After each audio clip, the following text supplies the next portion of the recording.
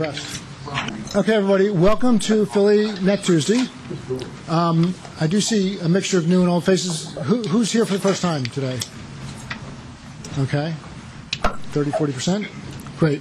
We're going to have a chance to do a quick introduction in a couple of minutes. I'm going to just do some quick opening remarks. Many of you have heard before, but that's the breaks.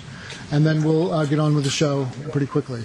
So Philly Net Squared is one of dozens of Net Squared organizations around the world. They all have sort of different emphases. Actually, what I've been learning, though, is that Philly is well regarded among a number of other Net Squared organizations because we tend to get good crowds and good topics and very engaged conversations. So let's continue that tradition tonight.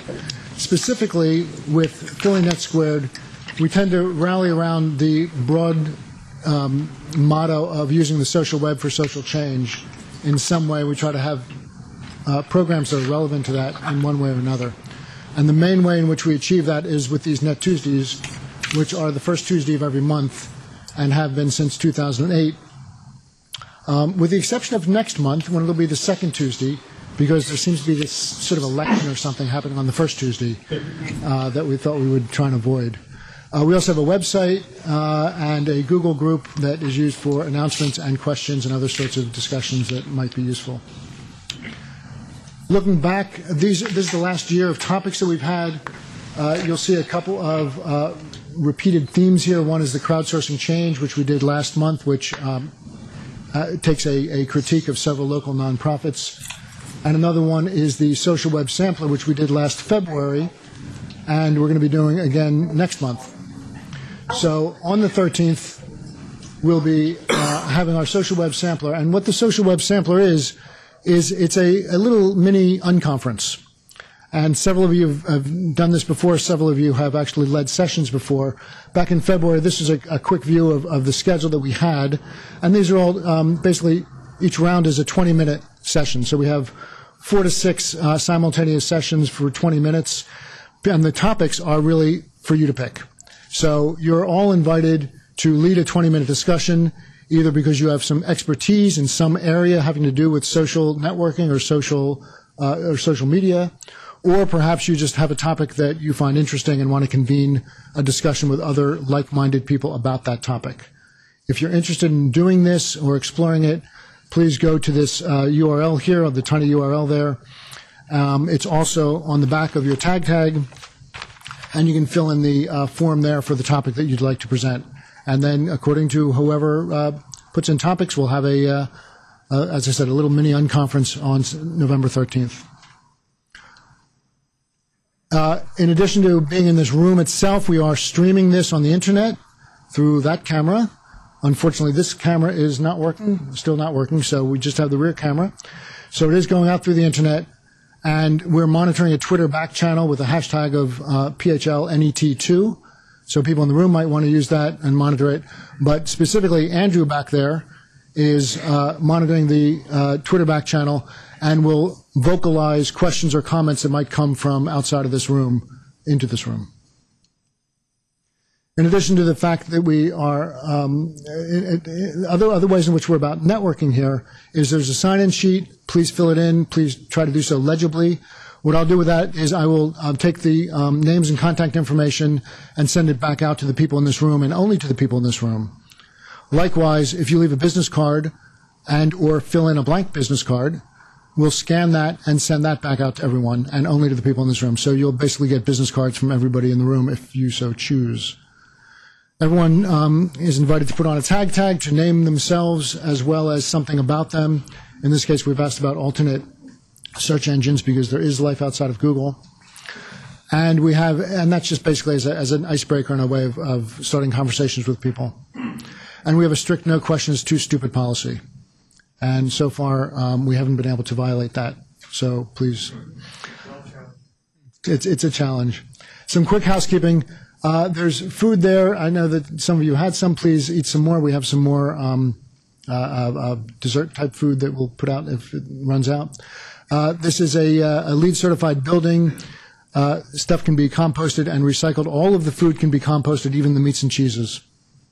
We have Wi-Fi access. The bathrooms, I'm sorry, are right outside, right past the elevators. There's Wi-Fi access. It's open under the AFSC network if you need to get to the Wi-Fi. We are recording this event as well as streaming it. For that reason, if someone wants to be off camera and not be on camera, most of you probably won't be because we have a broken front camera. But if you want to make sure, you can sit back over there where it says video free zone, and we'll make sure that you absolutely don't get on camera. And in addition, we'll be using microphones, and that's not so that you can hear other people in the room or that people can hear you in the room, but it's so that the recording and the stream is more audible. So please be tolerant of waiting for a microphone before you speak so that we can have a more effective stream and recording. If you parked in the parking lot across 15th Street, take your card to the front desk here. You'll get your parking validated. I think it drops it down to $10. And for those who are interested, many of us will go out afterwards and continue the conversation with a drink or a bite for those who want to do so informally.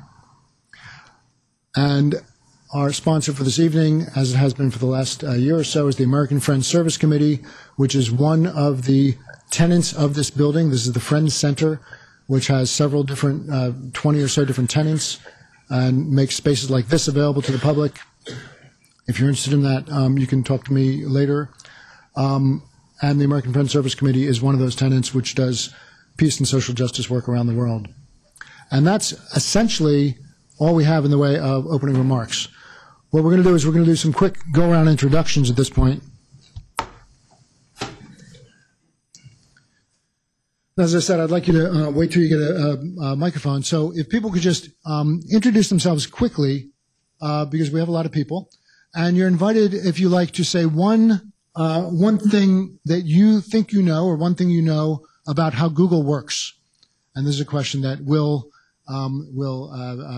find to be useful in terms of being able to address the audience. So if you think you know something about how Google works, say it. So my name is Seth Horowitz. I do work here with the American Friends Service Committee, and I work specifically in the area of knowledge management. And I don't know a lot about how Google works, but I do know that they're very secretive about their special sauce of exactly how things come up. And I hope to learn some of those secrets as we go forward. Perfect. Hi, I'm Rick Toon. I'm with Shoot Better Video. I do video for social media, and I know that video gets you higher ranking in Google. I'm Jen Phillips-April, and I work with Don at Mingle Social and handle lots of freelancing projects in all kinds of capacities in social media and copywriting. And Google loves keywords. I'm Don Lafferty. I'm with Mingle Social, and I don't know nothing about Google.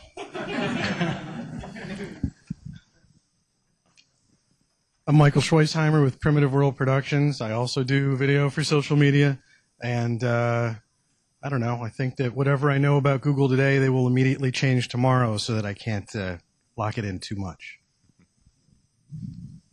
I'm Barry Becker, also with Primitive World Productions, and I don't know anything about how Google works. So, Doug Edwards with Discount Drug Network, and just here to learn a lot about Google.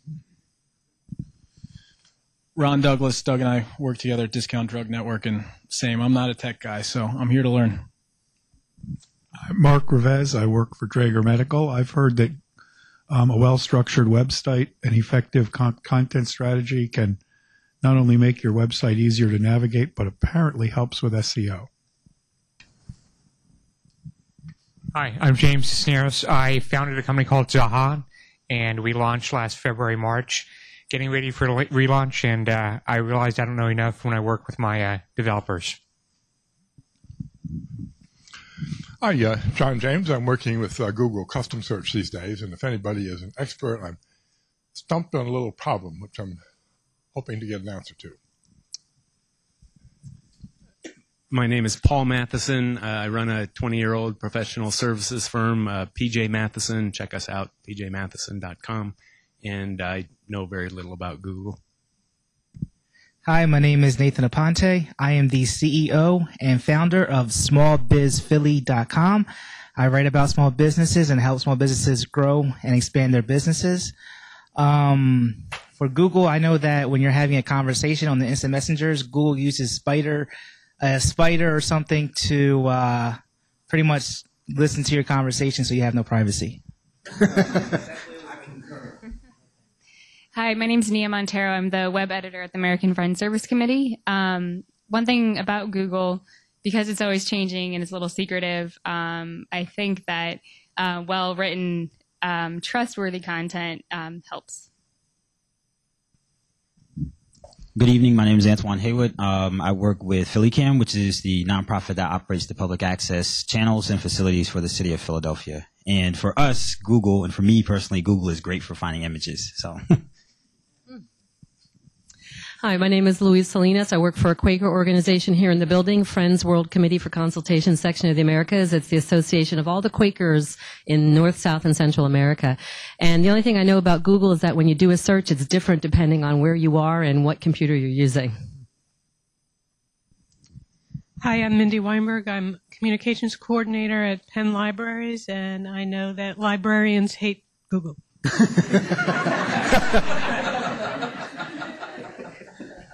Hi, my name is Kurt. I am actually an architect by training. Just moved down to Philadelphia about 3 weeks ago, diving into the startup scene with my own idea and my own business. And so I'm clearly here to learn. Hi, I'm Brooke Rothman. I work at Policy Lab, which is one of the research arms at the Children's Hospital of Philadelphia. And I don't know much, and I'm just here to learn for my own interest. My name is Jay Nackman. I'm a writer, and I know absolutely nothing about Google. Hi, I'm Mike Reichner. I'm a database and analytics consultant, and Google actually has developed and regularly uses some amazing proprietary databases. My name's Anthony. I work with AT&T. I'm your senior programmer at Google. Never ever used it and probably never ever will. Hi, I'm Todd Broadbent. I've owned my own web development company for about 10 years. I also work part-time for a nonprofit in liquid.org here in Philly. And I know Google's trying to make a better web, so if you're spamming, then they'll release something like Penguin to shoot you down the ladder. Hi, I'm Annie. I'm here for myself. And I kind of cheated and studied SEO before coming here. But I know that Google has a program called AdWords that I think is for paid search. And yeah, that's all I know. Hi, my name is Wendy Univer, and I do social media strategy for a small college out in Wyncote. And I would say that Google is constantly data mining every keystroke you make to try to sell information about you to advertisers. Hi, everybody. My name's Ivanka, and I am here in search of a job. So I thought this was a good place to start. I'm a tech generalist, specifically interested in urban planning, since the future holds for us nothing but cities, as I'm told. And I'm really happy to be here. Oh, my Google fact. Sorry about that. I found out that Google will only give you information that you've already searched for. So there's not information that's newly generated unless you newly search for it. So it just keeps drawing on the same thing that you've already had. Hi there, I'm Harold Pugh. I work here at the AFSC, and I'm not going to pretend to know anything about Google.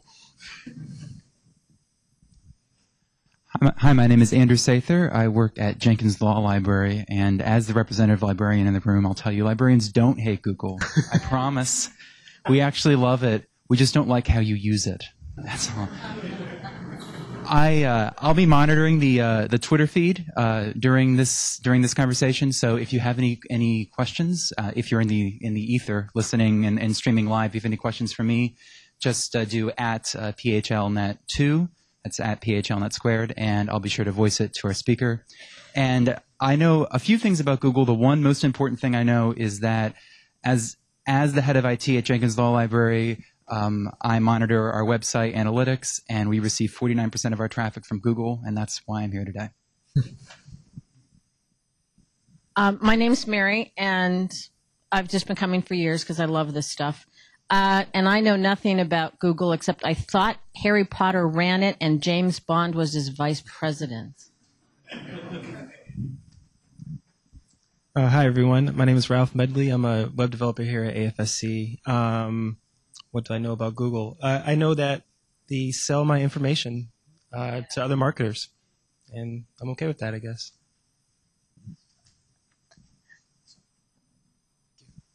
Hi, Mitch Collier. I do health communications and other related things for federal agencies like the CDC.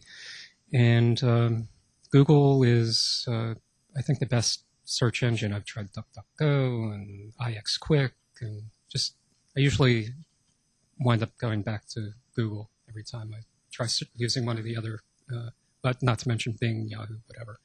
Just keep coming back to Google. Hi, I'm Dave Reynolds with 7 Regent Lane. I know that Google Analytics hides the keyword information on people who search while they're logged into their Google account unless you're an AdWords subscriber.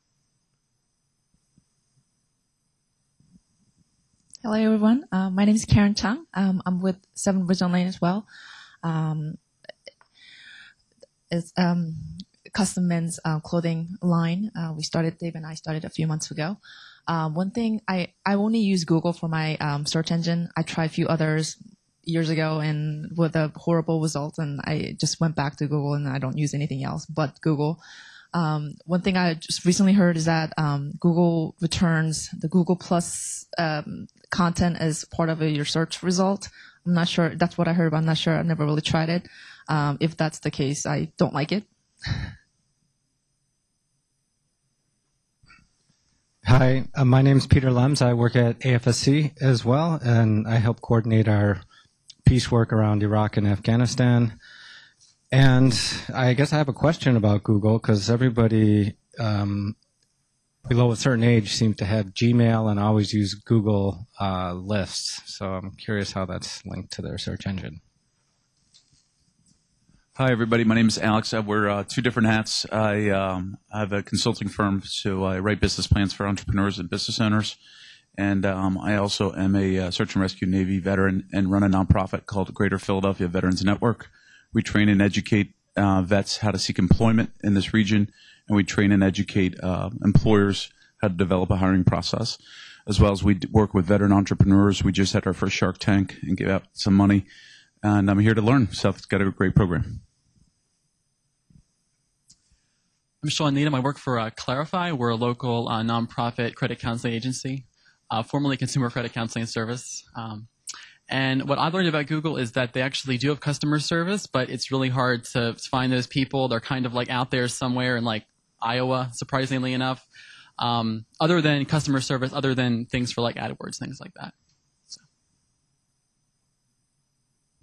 I think we got everyone, although without putting you on the spot, do you want to just say who you are and if there's anything you know about how Google works, do share. Well, I'm Shimon Walfoga. I'm with a group called Citizens for Health. We're trying to use social media to essentially reframe the healthcare debate and get civic engagement using social media. What I know about Google is actually that they are very, there's some concern about how many of the posting on people. Actually, I don't know that much about Google in terms of social media. Okay. We're going to hand it over. I just want to say that we are very informal here, so please feel free to get up during the presentation and get some food if you want. Look over Andrew's shoulder to see the Twitter feed if that's something you are interested in, or over the shoulders over there to watch the stream and see what about that. And just make yourself at home and get your needs met. So at this point, I'm going to hand it over to Denny Casrell, who's going to introduce our speaker. Okay, so I've learned a lot about Google from Wil Reynolds, so you'll all be learning from momentarily. So first I want to ask, how many people in the room have already seen Wil present at least once? Okay. How many? More than once? Okay, that's what I thought. Okay, so a few of these, or at least a number of people here already know what treat we're in for tonight, and I've seen Wil present at least 3 times. I'm trying to remember if it's 3 or 4. Every single time has been a different presentation. Every single time it's just been lots and lots of information that I've been able to learn. He's a very engaging speaker, and he makes social media, search engine optimization exciting. So that's something that I'm sure you'll all be looking forward to. So in some areas, I guess you could almost call him an SEO rock star. I don't know if he would like that or not. But Wil does rock. I know that, and you'll find out in a few minutes about that. Now, he has tremendous passion, as you will see, and he always goes like, "I love." Isn't that what you do, Wil? I love. That's what he says. I love this stuff. That's how he says. So hopefully he'll do that tonight, and you'll see it in the way that he does it. But he really, really does love SEO, and it'll just be very obvious to you. And he's extremely knowledgeable, and he has, he gets into the nooks and crannies of it, but he makes it very understandable and engaging. So I'm sure, as I said, that you'll all be learning new things, presumably about Google. You'll be covering Google, right? A little bit, okay. And other things as well in terms of the intersection of social media and SEO, and as it applies to nonprofits. So just a couple things that I wanted to tell you about Wil. He's the founder of SEER Interactive, which is a Philadelphia-based provider of services for search engine optimization, search engine marketing, and web analytics. And he's really in demand as a speaker, and I am not making it up when I've had in the back of my mind that I wanted to bring Wil here to present to us for a while, and I just kept thinking like, oh, he's just going to be too busy, and he goes to conferences all over the country, and he's just booked, and he's just a guy who's just really in demand. And amazingly enough, I sent the email, and I think he replied like in a day or two, so that was great. But anyway, so we're, it's really, we're very fortunate to have him here to present to us. And he's been involved with SEO for more than 13 years. And I have to say, I didn't actually know that SEO even existed for 13 years. But Wil is living proof of that, right? Yeah, okay. So he's also very dedicated to giving back to the community. He currently sits on the advisory board of Covenant House, which is an organization that works with runaway youth in the Philadelphia area. And for anybody who has tapped into his Twitter feed or his Tumblr blog, Business 1.0, you may know that Wil is going to be doing a good deed in November, right? And on November 15th, he's going to be participating in an event to help raise money for the homeless. You're sleeping out overnight, is that it? Sleeping out somewhere. And he's trying to raise money, and he has information on his Tumblr feed, and I don't know if you'll be giving that information later, or you can touch base with him after the presentation about that. But he's just a really special guy. He's very interested in connecting and community and all of those sorts of things. And as I said, we're really, really happy to have him here tonight. And without further ado, I will give you Wil.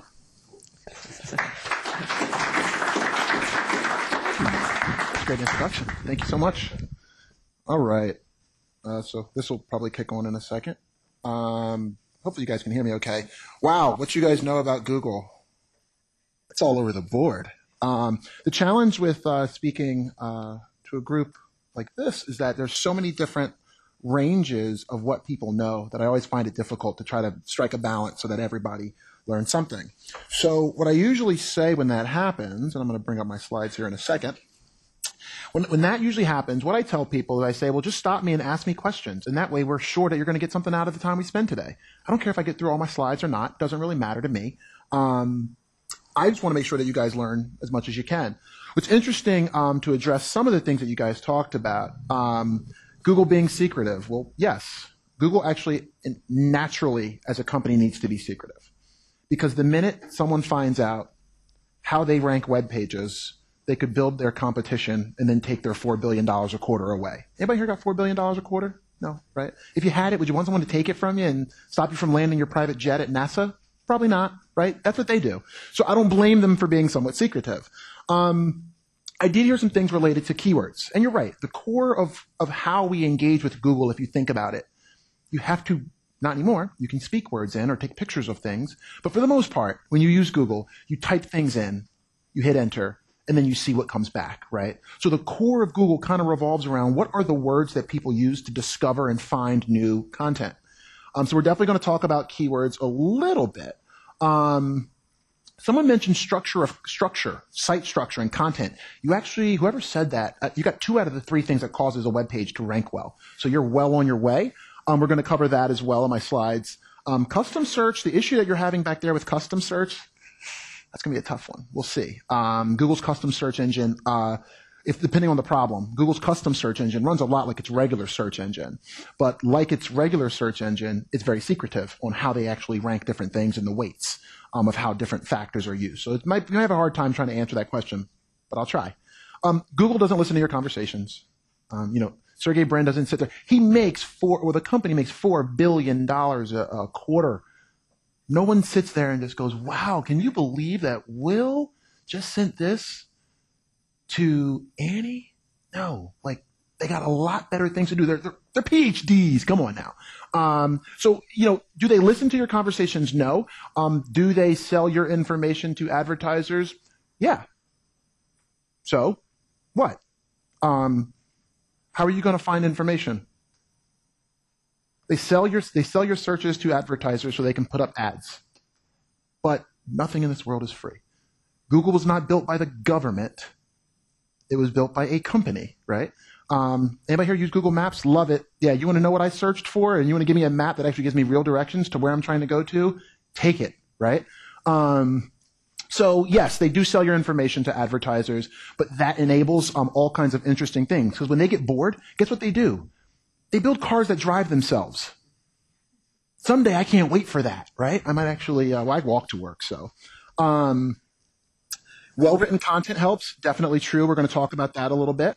Some other things that I heard that were interesting. I heard things about spam and penguin updates, which is typically my kind of presentation gets very into how people take advantage of holes in Google's algorithm and exploit them, and how that's not a good thing, and how you should not base your business off of that. But that's very advanced stuff. It's stuff that I'll be talking about for the next 2 days. I'm actually going to New York tomorrow to speak at a conference. The idea that Google drives 40-something% of the traffic to your site, pretty typical for people to have significant amounts of their business being driven by Google. So that's very important. The other thing that I heard was around them no longer giving you your keywords and them hiding keyword data, which is what we call not provided. Not provided, basically. So there's a security measure that Google's put in place that basically says when you search for something and get to a website, if you are logged into Google at that time, they will no longer let that website owner know what keyword was searched for to get you there. 2 sides of this equation. If you're one of the privacy people, you're like, great. If you're one of the people that's like, I need to know how people are finding my site so I know what content to write and what engages my community, you're screwed. Over. It's not there anymore. And Google's done that for people's quote-unquote privacy. I don't think so. There's a lot of things they could have done for people's privacy they've chosen not to do. So, but it's a complete pain. I think you guys at 7 Regent were talking about the not provided. It's completely destroying our ability to know what keywords are people getting to a site for. Are they coming there because of your brand? If I search for your brand because I saw you on a billboard, saw you on TV, heard about you on TechCrunch, that's a completely different searcher than if I search for, fashion trends. The problem is when you bring in thousands and thousands of these visitors, you can't tell if somebody found you because they already heard about you, and you can't tell if they found you because they found you somewhere else or they were looking for something generic. As a marketer, they've taken away a lot of data for the sake of privacy, which makes the understanding of where you're spending your marketing dollars that much harder. So I'll give you a little bit of background on my company only because nonprofits fit into it very, very, very well. So I never wanted to start a company. I'm unlike most entrepreneurs you've ever met. Didn't want to start a company, still don't enjoy running a company. I love what I do. And I love building something that's got a great culture. And I didn't find a company that shared in my beliefs. So as a result, I had to build my own. But I was volunteering at CHOP from 6 to 9 on Wednesday nights playing with sick kids. I think you said you work at CHOP. And I had a cousin who was there for a while and he got sick. And I was like, wow, this is a really great place. There were people playing with him. just to get his mind off of the poking and the prodding and all the things that these kids have to go through. So I was volunteering from 6 to 9 at CHOP on Wednesdays, but I was working in Horsham for a big Fortune 500 company. And you guys know, getting from 76 to West Philly at 5 o'clock to get there at 6 is not going to happen a lot of the time. So what happens with a parent with a sick kid, I don't have a kid, I just have a dog who's like my kid. But as a parent with a sick kid, it seems like that kind of consumes parents. And what I learned when I was volunteering there is that parents no longer did any date nights because everything was about you're on, I'm off, you're on, I'm off, I can be back at 3, you can be back at 6. So the volunteers, when they realized that their kid liked you, they went, we can go out for a date for 3 hours while you are playing Xbox or calling with my child. As I started showing up later and later, people started not being able to do their date nights. So I asked my boss at the time if I could work through my lunch so I could leave at 4 and get there at 6 on time. She said no. I quit and started SEER 4 days later. So it's always been in our spirit as a company to be all about nonprofits and work with nonprofits, which is why, as crazy as my schedule is, the minute I found this opportunity, there's a couple things I love. Search, nonprofits in Philly. You guys got 2 of the 3, and let me talk about this one. So I figured, all right, I got to try to squeeze it in if I can. So my presentation is going to be all over the place. I took like a greatest hits, but then some stuff was like too advanced. And so based on the questions that were asked, I just want you guys to stop me and ask me questions. You see something you don't get, stop and ask me. I do this. I've done this every day of my life for the last 13 years. So it's not like I spent some time trying to learn CSS and HTML, and then some days I tried to learn other things. I have basically spent all of my time trying to understand how does Google rank things. Yeah. Yeah, we're in Philly. We're going to try to open an office out west because we can no longer find enough talent here. So we can't take on any new work for 3 months because we just can't find enough people here. So we are turning away all the business that's coming to us right now because we can't find enough talent. So we're going to try to locate in either San Francisco, San Diego, or Austin, Texas as another location so that we can go find new people that we could potentially work with. So Philly's been good to us. We're not going anywhere, man. All right. So, ooh, my clicker. Yes. Are you going to cover tonight about when you talk about how people find you? There are sometimes people put your link in their blog, people put their info in different places. So how do you know where it's coming from? Well, guess what? The end. You don't anymore. That's the problem. When Google made this change and they said, oh, for privacy's sake, we're not going to allow that to happen anymore, it just zapped all the keywords. Now that's different. So if somebody puts a link somewhere, that goes over and you can see that in your site. The problem is when somebody does a search these days on Google, that no longer passes through to you all the time. Sometimes it does, sometimes it doesn't, and Google doesn't tell you what that percentage is. We did an analysis on our site.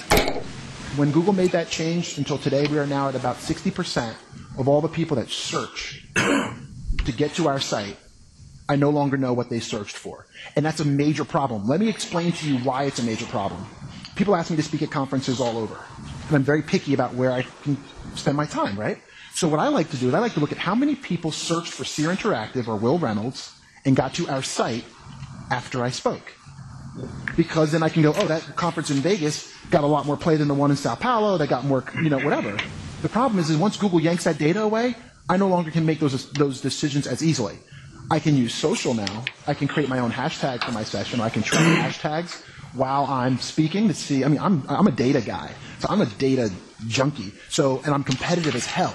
So the problem with that is the way I look at whether or not I'm doing a good job presenting at a major search conference where everybody sits there on Twitter all day is I put all the different speaker timelines together and then I track the hashtag for that entire conference and I see when I spoke and I see if that spikes higher than everybody else, right? So now I'm starting to use data like that in social, which is crazy because that's what we're talking about today. Is how I'm using data in social to augment knowing whether or not actually where I'm speaking or where I'm going is actually a good session. Did people get something from it? Did they get value from it? So when the data goes away, I'm going to find another way to get my data to make the right decisions. No, this is different than do not track. So the other part is that Google now owns the largest web browser, Chrome. How many of you here use Chrome as your web browser? Okay, so there's going to be a change that's coming on Google that will take not only the data for people that are logged in, but all people using Chrome, and also they won't show any of that more keyword data anymore. And then Firefox is a nonprofit, right? So Firefox, how many of you in here use Firefox? That's a lot of people. So Firefox, that's how they get most of their funding. Google. Because when you go through and do a search from Firefox, Firefox shares in a small piece of that ad revenue. Guess what? So Google went, we want to have people get rid of this keyword thing. So we're your largest donor. Anybody that installs a new version of Firefox, zap, that's going to go too. So now we're left with IE, which is like 3 people, right? So more and more data is going away in one instance, but savvy folks will find other ways to get the data they need to make good decisions. Yes? You said that it was, you did some air quotes and you said it was for privacy. Did I do air quotes? Yeah. I hate air quotes. Are you going to get into it? I hate when I do that. Why do you really think that they're doing it? So I think it allows Facebook and some of their competitors to get competitive information. When Google passes what you searched for, because for you old school folks that remember, like me, log files, when Google was passing through the keyword, if you're Apple, if you're Facebook, and you have a large site, you can start to understand some things about what's going on Google because you're seeing all this information in. So when Google kind of makes it harder for you to get it or makes it impossible for that information to pass through, it makes it harder for them to get competitive intelligence on Google. That's why I actually think, sorry for the air quotes, I'm not an air quotes guy. So yeah, that's why I think that Google's done it. It's not for our privacy, but they have to come up with a reason for it that's not, we don't want Apple to know. So they say, we're going to do it for your privacy. And we all go, that's great that Google's saving our privacy. Until one day you go in to say, all that content I wrote last year, which of it actually resonated with people? And you go, oh, we don't know that for your privacy, right? So yeah, that's why I gave the air quotes. I hate air quotes. So we already answered a decent amount of this question, so I don't need to re-ask it. But I want, at least, because I'm pretty comfortable with the subject matter, I always feel fine going off topic and going in different places that you guys have questions on. So I did want to find out who was here and try to see, wow, okay, how wide is this range? So I've got the tinfoil hat. They're selling my stuff. All the way to like, what's this not provided thing? They're taking away my keyword data, and I'm like, ooh, okay, not provided is what I typically talk about when I go out and speak at conferences. So I'm trying to cover the range. So if I'm off a little bit, just stop me and ask me questions. I'm cool with that. So how many of you here are are working with organizations that are completely regionally focused? How many are national? Ooh, okay, good. This will just allow me to skip through slides or to go to another presentation I did last year on something or whatever as we kind of I'm trying to figure out who's here. So that's why I'm asking. So, see, I think a lot of people when they think of SEO, they think of searching, they think of keywords. I think of problems, right? So when you search for something, you're usually trying to find an answer to a question. And anybody that doesn't like Google, I go, well, what do? Use the card catalog to find your answers? Type, enter, answer. Or, car, drive, pay God knows how much for parking, and then I got to pay for the ticket, go in the library, they're closed at 2 a.m. when I'm doing the search. But I want you guys to start thinking about what problem is it that you're trying to solve. Not what keywords do people want to rank for, right? Think about the problem that your organization is trying to solve, and that becomes the beginning of what I would call a search marketing strategy. Is there a question, or is that just a hair thing? All right. See, I don't have much. I don't do that often. So I'm going to give you a sneak peek. When I say trying to solve people's problems, that's what I mean. So when you type something into Google, usually you're going to get a little bit of a drop down, and it's going to show you other words people searched for. It's a little bit techy, but for my tech people, you'll get this. What I want you to do, so usually it only shows 3. If you want to show all 10, which I would recommend, if you're trying to understand an audience, what are people looking for? You want to show all 10. The way to make this the default is you just go to your search settings in Google. It's up on the right-hand side. It's a little thing. It looks like a gear. You click on it, and then it'll say there's a question in there for Google Instant. Uncheck that box. When you uncheck it, Google will show you 10. Now, think about it. A lot of you guys work uncheck the box that says instant. It says Google Instant or Instant Search. Uncheck that. So then, after that, what you'll start to do, or what I will recommend that you do, is start to type in things related to what you do and just hit the space bar. Because what it will do is it will show you what people are seeking related to what it is that you do. The problem is you do what you do, right? But no one here, your business, your organization would not be successful if you were the only donor, or if you were the only person that bought your own product. Anybody know a business that's in business where the owner of the business just buys their own product or service and that's how they stay in business? Right. So why is it that when you decide to write content or to pick keywords, you go, well, what would I search for? That's what I'm going to optimize for. Well, if you're not going to buy your own product, or if you're not your only donor, you need to think, what do other people search for that I may never think of? Right? So this is the way to do it. How do I help someone with? And then you just hit the space bar. And you can see different areas where people are seeking help. Or saying, how do I help someone? So then if you're going to write content, all of us in here have written content, right? Probably this year you've written some kind of content somewhere. I'm going to ask you guys to do this before you ever write a piece of content again. This is real time. This will show you what people are searching for, that they're interested in. And you should find a way to weave into your content, not just the keywords, the themes around what people are seeking. So whether it's how do I help someone, how can I help someone, see the difference in the searches? Some of them are the same, but how do I help someone with, how can I help someone, right? And you get different, so with wouldn't have gotten quickly. So what I do when I'm trying to explore and understand an industry, I just start typing in words and I hit the space bar. And I look at what comes back, and then I get a little bit of information, then I expand my search. But I never hit enter. Never hit enter when you do a search on Google, again, if you're trying to understand what is it that my audience is looking for. Homeless shelters in. Prime example. So since I work with the Covenant House, yes, I'm sleeping outside somewhere November 15th, somewhere in the city. Don't know where. I hear there's going to be security somewhere close with a bunch of other CEOs who are all going to sleep outside to try to raise money for awareness for homeless youth. What's interesting, though, is I wanted to show you guys this example because if you're a homeless shelter and you have your address on your page, but you don't mention the county, you've made it harder for you to rank for the own people that are looking for you at a time of need because they're searching for Bucks County, PA. And sorry, I'm a Philly guy to the death, so I don't know a town in Bucks County. Somebody want to give me one? Doylestown. Okay, good. All right. So notice no one. It's a higher frequency of search by the county, not by the city. So if you are in Doylestown and you type in homeless shelters Doylestown, fewer people are going to find you because Google still has to find the words on the page. So you need to talk about the county that you're in the same way that you may talk about your city. In the instance of Philadelphia, obviously it's a bigger city. But you can see how people are searching for different areas. You can see people search for abbreviations. This isn't I'll get 1 second. So you'll see that Google's gotten better at this, but back in the day, if you had PA on your site but not Pennsylvania, Google was like, I don't know that PA is Pennsylvania.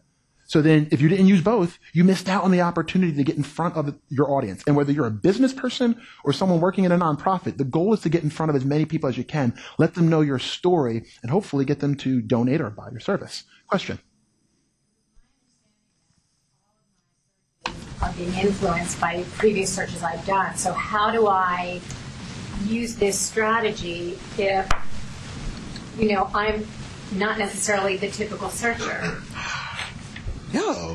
Good question. You're absolutely right. So what I'm showing here is I'm showing myself logged out of Google. That's how you do it. Because if you're logged in, Google's going to fill all this up with things that you've searched for in the past. So then you're going to go, I'm a genius. I knew all those keywords. I didn't do this for real. Right? And it's like, no. You're logged in. And Google's just showing you what you've searched for in the past. The other thing that they do is they show regional. Notice. Yeah. Homeless shelters space does not show New York or San Francisco for us, where the homeless population is much worse than in Philly. You don't see, seriously, there's definitely more people that are homeless in New York or San Francisco than in Delaware County, Pennsylvania, right? So why doesn't San Francisco show up? Because Google has, so when people say, Google's watching my stuff, they're not. A computer is watching your stuff. And it does something called machine learning. So what Google does over time is they see a search, and they go, it's interesting that 90% of the people that search for the word homeless shelters, shortly thereafter always search for a city. So then when you search for homeless shelters in the future, not just you, everyone, Google goes, let's show you things that are closer to your city. Why? Because the machines have learned that most people that search for homeless shelters, their next search is something that's specific to a city or a location. So why make people take the extra step? Let's show them what they want here so that they don't go to Bing. Yeah, question. So so if you're logged out of Google, they shouldn't pick up those cities then. Good. You guys are asking the right questions. So if you're logged out of Google, it's still going to pick up the locations for a few reasons. One of them is Your internet connection is somewhere, and it's going out somewhere. So the machines have learned. It's not like the Terminator. They're not going to come kill you. Hopefully you guys in here. By the time they get that good, I'll be worm food. Right. But when you do a search, Google sees that it's coming from Philly, right? In many instances. How many of you have like air cards, those like wireless 3G cards or whatever? What's interesting is you plug one of those into your laptop and do a search, Google will be like, oh, DC. You're like, no, I'm in Philly. But because it's a wireless service that goes through satellites and whatnot, the technology thinks that you're coming from a place a lot further away. So it's not like someone's going, I see you at 1501 Cherry Street, and I'm hunting you down and I'm stealing your keywords. No, it's just that they can see where the internet pipe here goes out to the internet. If you do searches on your phone, GPS. You can turn that off. But seriously, if I'm typing in a pizza restaurant, do I want Google to show me stuff that's in Brooklyn? There ain't no pizza that good, right? So think about it. So when you do your searches on your mobile, big time. Also, those cell towers are all over. The cell towers is where Google says, okay, this is where this data is coming from. We know roughly where this person is, so we should show them something that's relevant to their searches. The other thing about this is if you type in running shoes, same thing. You'll see a couple of things like running shoes, Philadelphia, but you actually know that there's not more runners in Philly, although I wish there was, than like New York or DC or a major other city. So you have to know that sometimes when you type in a word, Google's going to skew local. So don't think that Philly's that awesome when you see that Philly's ranking above New York for things. A couple questions. Yeah. So when you said to turn off Google, yes. This is going to be a very basic question. Sure.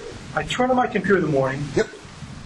I'm not in Google, right? So I don't have to turn anything off. It's only you in Google if you're like at a Gmail account or something like that. Do you have a little toolbar at the top of your browser that lets you search right from the toolbar so you don't have to go to Google? I have a little Google thing. You're in Google. How do you get out? Who put me in there? Uninstall the toolbar. What's that? Uninstall the toolbar. And then you're out. But as long as that toolbar is installed, Google gets a lot of information on the searches that you're doing, the sites that you go to, right. How long you stay on those sites. Because Google wants to bring back quality sites. Right. So if they see that people go to this site all the time and then come right back to a Google search, they start saying, maybe this isn't a good site. Maybe it's a bad site. Maybe it's a site that we don't want people to go to because no one stays. How does Google know how long you stay on a site? Toolbar. Oh, well, I'm sorry, let me just say. No, go ahead. My homepage, I think, is Yahoo. Has the news and the sports and all those things, right? So there's Yahoo search, which I don't like. Mm-hmm. And then I had that little toolbar. So if I get rid of that toolbar, and then in my Yahoo search thing, I type in Google, and then I'm in Google. Yep. Am I in Google? You're in Google then. So how do you turn it off? Don't use it. Use Yahoo. Well, how do you do this, though? You said how do you... how do you do this? How do you do this? It's just turning off Google Instant in your settings. It's a change in your settings. I thought you wanted to get off of Google. No. You're going to go to Tunanog later? Because that's what we're talking about. So it's just turning off Google Instant. It's in your settings. So, darn it, I clicked it over here. There's something that looks like a gear, right? Okay, right. Yeah, I know that. Yeah. When you click on that, it'll open something up, and then it'll say Google Instant, and you go uncheck it, and then when you start to do searches, you'll see more of these. You can turn it back on if you like Instant. I turn it off because it opens my mind to thinking about whatever I'm searching for in a different way. Okay? Yeah. I'm sorry. I don't want to forward the questions, but my question is, if you go to a website and you don't use Google, right, and you're logged out of Google, would they still understand and know, based on your internet connection, what you're looking for or what you want? Your internet connection only tells them where you are. So you can go to any website without using Google, and they still don't know where you've been. Yes, they do. So it depends on the site. If you go to a site and they have ads, and those ads are run through DoubleClick, Google owns DoubleClick. If you go to a site and they've embedded a YouTube video, Google owns YouTube. If you go to a site and it's got those ads that are like those little text ads, that's Google AdSense. Google owns those, and all three of those will drop a cookie on you. So, yeah. You're still going to, it's hard to get away from them, but they're not trying to kill us with data, trust me. Are they typically persistent, the cookies? I normally, to avoid, and hoping to avoid what this gentleman is talking about, I shut my browser window completely and then reopen a new one before I go somewhere else, just so Cookies are usually pretty persistent. So you see those ads that follow you around on the internet? Anybody see those? And you go, oh my God, I'm seeing the same ad over and over and over and over again. Okay. Well, you were going to see an ad anyway. See, this is what I say. Right? Now, of course, I'm in the industry, but I don't work for them. Like, I'm not here like representing Google. But like, so think about it. How many people in here are craft beer guys or girls? Love craft beer. Right. When's the last time any of you people just raised your hand, drank a Coors Light willingly? Like you just went to the liquor store and yeah, Coors Light, can't wait to get that. Never. How much does Coors Light pay for you to know their name on billboards and stadiums and on TVs? You know, ooh, the Silver Bullet. The Silver Bullet sucks. No matter how many different ways you market it to me, as long as it says Coors Light, I'm not drinking it. Unless you have nothing else in your house. So for me, I'm like, I'd rather see ads that are actually somewhat tailored to my interests. Show me an ad for Guinness. Awesome, right? Give me a free offer for Guinness, even better. So like, you know, these ads that follow you around, yeah, you know, there's cookies and they're persistent and they stay around. Most of it is advertising technology. It's hopefully to improve the ads that you see. You can turn stuff off. You can delete your cookies every time you log out of the browser. You can do all those things. But you're going to see more ads for Coors Light. I'd rather not. Yeah. Yeah, I don't know if you answered this question yet already or not, but how can you, I want to make sure I'm phrasing this right, how can you ensure your privacy? I don't know because I don't care about my privacy. Like what if, I'm not saying this is me, what if like the police are looking for you and you don't want to be found? I'm not saying this is me. Things that my mind doesn't think about. If I don't want to be found, like if I need to go on Google real quick. I'm not a privacy guy. Okay. See, I'm over it.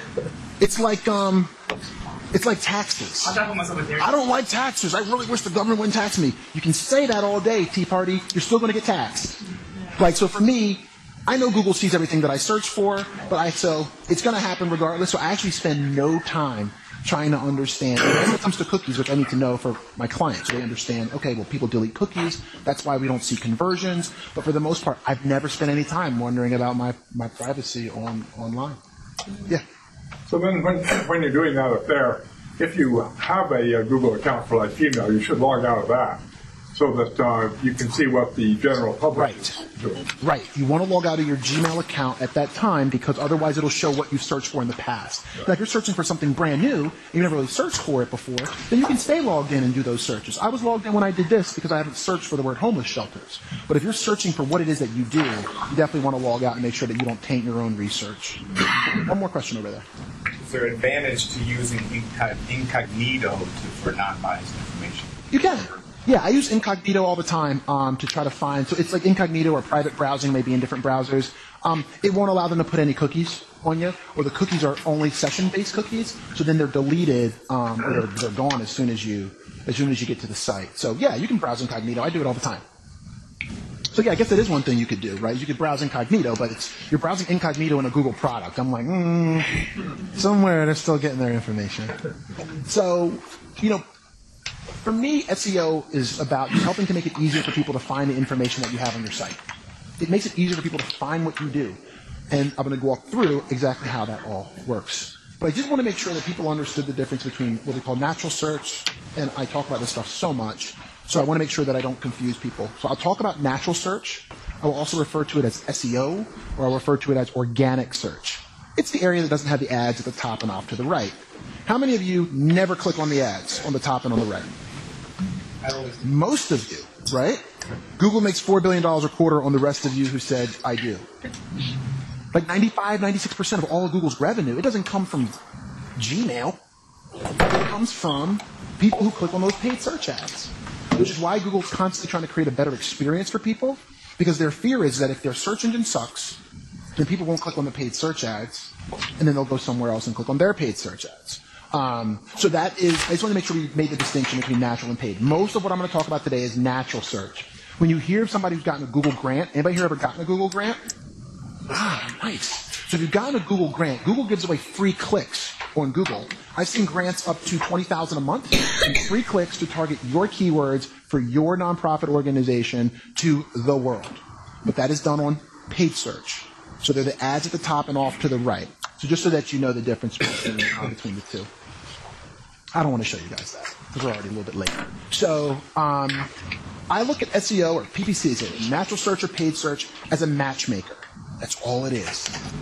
you're looking for something and the search engine says, I'm not sure this is the right match, but I'm going to show you the 10 best ones that I believe. It's your job to have a site that's well designed, usable, and that you engage with people on to get those people to do the things you want them to do. No one builds a website for no one to see it, right? You built a website for a reason. You have a purpose for why your website exists. So what you want to do is not get so hopped up on keywords that you ignore the things that are actually going to, I mean, have you ever gone to a site that ranked well, you clicked on it from Google and you got there and you're like, I am not putting my credit card in on this place. Any of you ever done that? I see a lot of heads nodding. It's because somebody spends all their time trying to rank for keywords and not thinking about, oh, maybe I should make sure all the words are spelled right on my website before I ask somebody to fork over a credit card, right? So these things are important. So, oh man, wow, we are really bad on time already. I'm going to skip these. Because I want to talk to you guys about how Google ranks websites. It seems like that's an area of interest. So there's 3 things. The first is code. I'm going to talk a little bit about that. The next is content, which you can see. The last one is links. You can see it all, right? But those are the 3 things. At the highest level, your site needs to have what I'll call clean code. It needs to have words on pages. Google's gotten better at this over the years, but, Philly versus Philadelphia, yeah. Sometimes NJ versus New Jersey, no. They don't always get all those connections yet. Why? Because a machine needs a certain amount of data to learn how likely those 2 things are correlated. So you've got to make sure that not only you're writing content, but you're writing content that uses the words that people are using in their searches. And the last thing is links. And you put all those things together, and you can do the happy Snoopy dance. So let's talk about code first. This makes me cry with every nonprofit that I work with. So often they get someone who built something custom for them. It makes me cry. Because when you get something built custom for you, if that person doesn't know a darn thing about search engines, they have made it harder for all of your content to be picked up. So then someday you go, well, why don't I show up when I search for? Well, because somebody decided to build you something custom. Tools like WordPress and Drupal are very popular platforms that if you build on them, they are already built to make it easy for the search engines to get that content. Versus if somebody says, we're going to build you a blog and we're going to put it on this thing I just built. When you hear that, you kind of should be, really explain to me why you're going to build this custom and not use something that already exists that I know will make it easy for the search engines to find my content. Yes? How come Joomla's on there?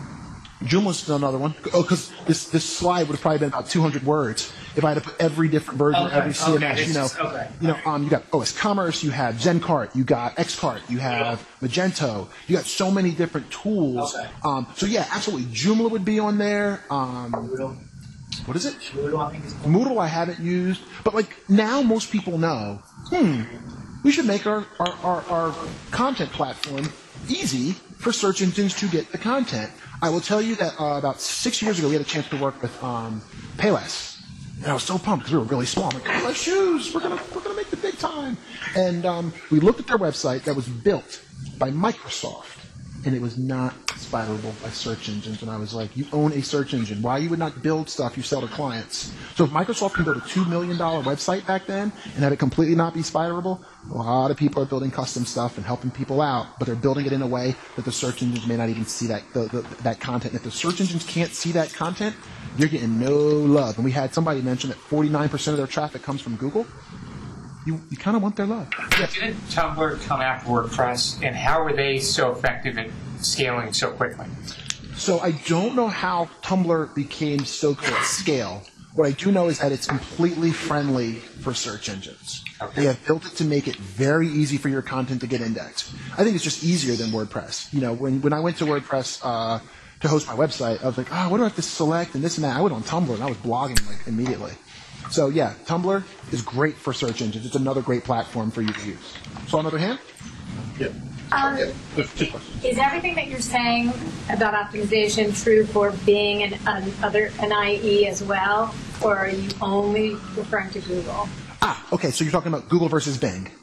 And Bing, by the way, powers Yahoo. Someone mentioned earlier, I use Yahoo, I don't have results. So that means you're using Bing. Yahoo no longer has a search team. But when you're using Microsoft, when you're on IE is almost always going to default you to Bing unless you change it to Google. I'm just thinking about our audience, so I'm just wondering, is optimization, or? Good question. Optimization is optimization. It's optimization across all of them. You know why? Because everybody's trying to be as good as Google. Okay. That's the issue. So Bing goes, man, we wish we were as good as Google, right? If you go to bingiton.com, BINGITON.com, Bing is doing blind taste tests, like Coke and Pepsi used to do, and like Caldors back in the day. So basically, you search for a keyword and you pick which set of results you think is better. They're finding that it's about 50-50. When you take the stigma of it being Bing off, people actually find that the results aren't horrible. But muscle memory. Most of you think about it. If I said type Google right now, you'd probably it's GOOGLE, enter. It's become muscle memory. So it's just like one of those things, like GOG, enter. To even think about BING, where's the B, It's become like muscle memory for us. Yeah. This is probably my last lot of questions. So, our nonprofit is run by a lot of volunteers and stuff like that, so no physical dress. So, the question is, when Google does that, why do they do that? When Google does that, what? When you do a search, they typically put the addresses, the ones with addresses, looks like first. It's machine learning. So what happens is Google, since they have maps, they start to say, well, most people are looking for a location for this word. So we're going to take our map service and drop it right at the top, because we know for most people, when they search for this word, they're looking for something local. So there's like algorithms on top of algorithms on top of algorithms. But there's an algorithm for the map, there's an algorithm for Google overall. And that overall algorithm decides, based on what keywords people are searching for, when most people are looking for a map. And usually Google won't show a map and nothing else. So for the 5 or 10% that are looking for the other things that aren't on the map, they're still there, but they want to service the 90% who are looking for local services. That's how they're doing more of that, it seems like, where they're just putting little dresses, yep, more in there rather than your kind of keywords. More than ever. It's more than ever. I think I took the slide out, but if you search for like Lincoln Park, I did a search for Lincoln Park, you couldn't even find Lincoln Park's website on the page because Google had like events and like Wikipedia listings and images of the band and like their song and their discography, and so many things were on that first page that you couldn't even hardly tell where the link was to find Lincoln Park. So you're finding that Google's putting so many different things on that page that it's just becoming, it's not becoming worse. So in my opinion, it's becoming worse. But really what they're doing is the machines are saying, these results are better. More people like these results when we show this. And when the machine says, people don't like that test, it just shuts it off and goes back to the old way. So whenever you see a set of results, you're like, I don't really like the way this lays out. You're the 5%. All right. So code. We talked about code a little bit. I'm not a coder, so I'm not going to get into too much detail. And neither do you. I mean, code's not a sex. So I don't want to talk about code too much. But I do want to say that make sure you use a platform that you know is SEO friendly. And what I would recommend is if somebody says, oh, we're going to put you on this platform, go to Google. If you're okay using it, type in the name of that platform and then just the word SEO after it. Hit enter and just read what people have said. And that way you can at least get an idea for whether or not that platform is friendly. Because an unfriendly platform means we can't optimize your site. Like no one can optimize it because if the search engines can't get to the page because the code is choking it, it's never going to see the content and it's never going to see the links and you're not going to rank well. Is there a question there? Pretty much answered it. Okay. Avoid custom development. The bad part about this with nonprofits is the person that did your custom development 2 years ago is not around anymore.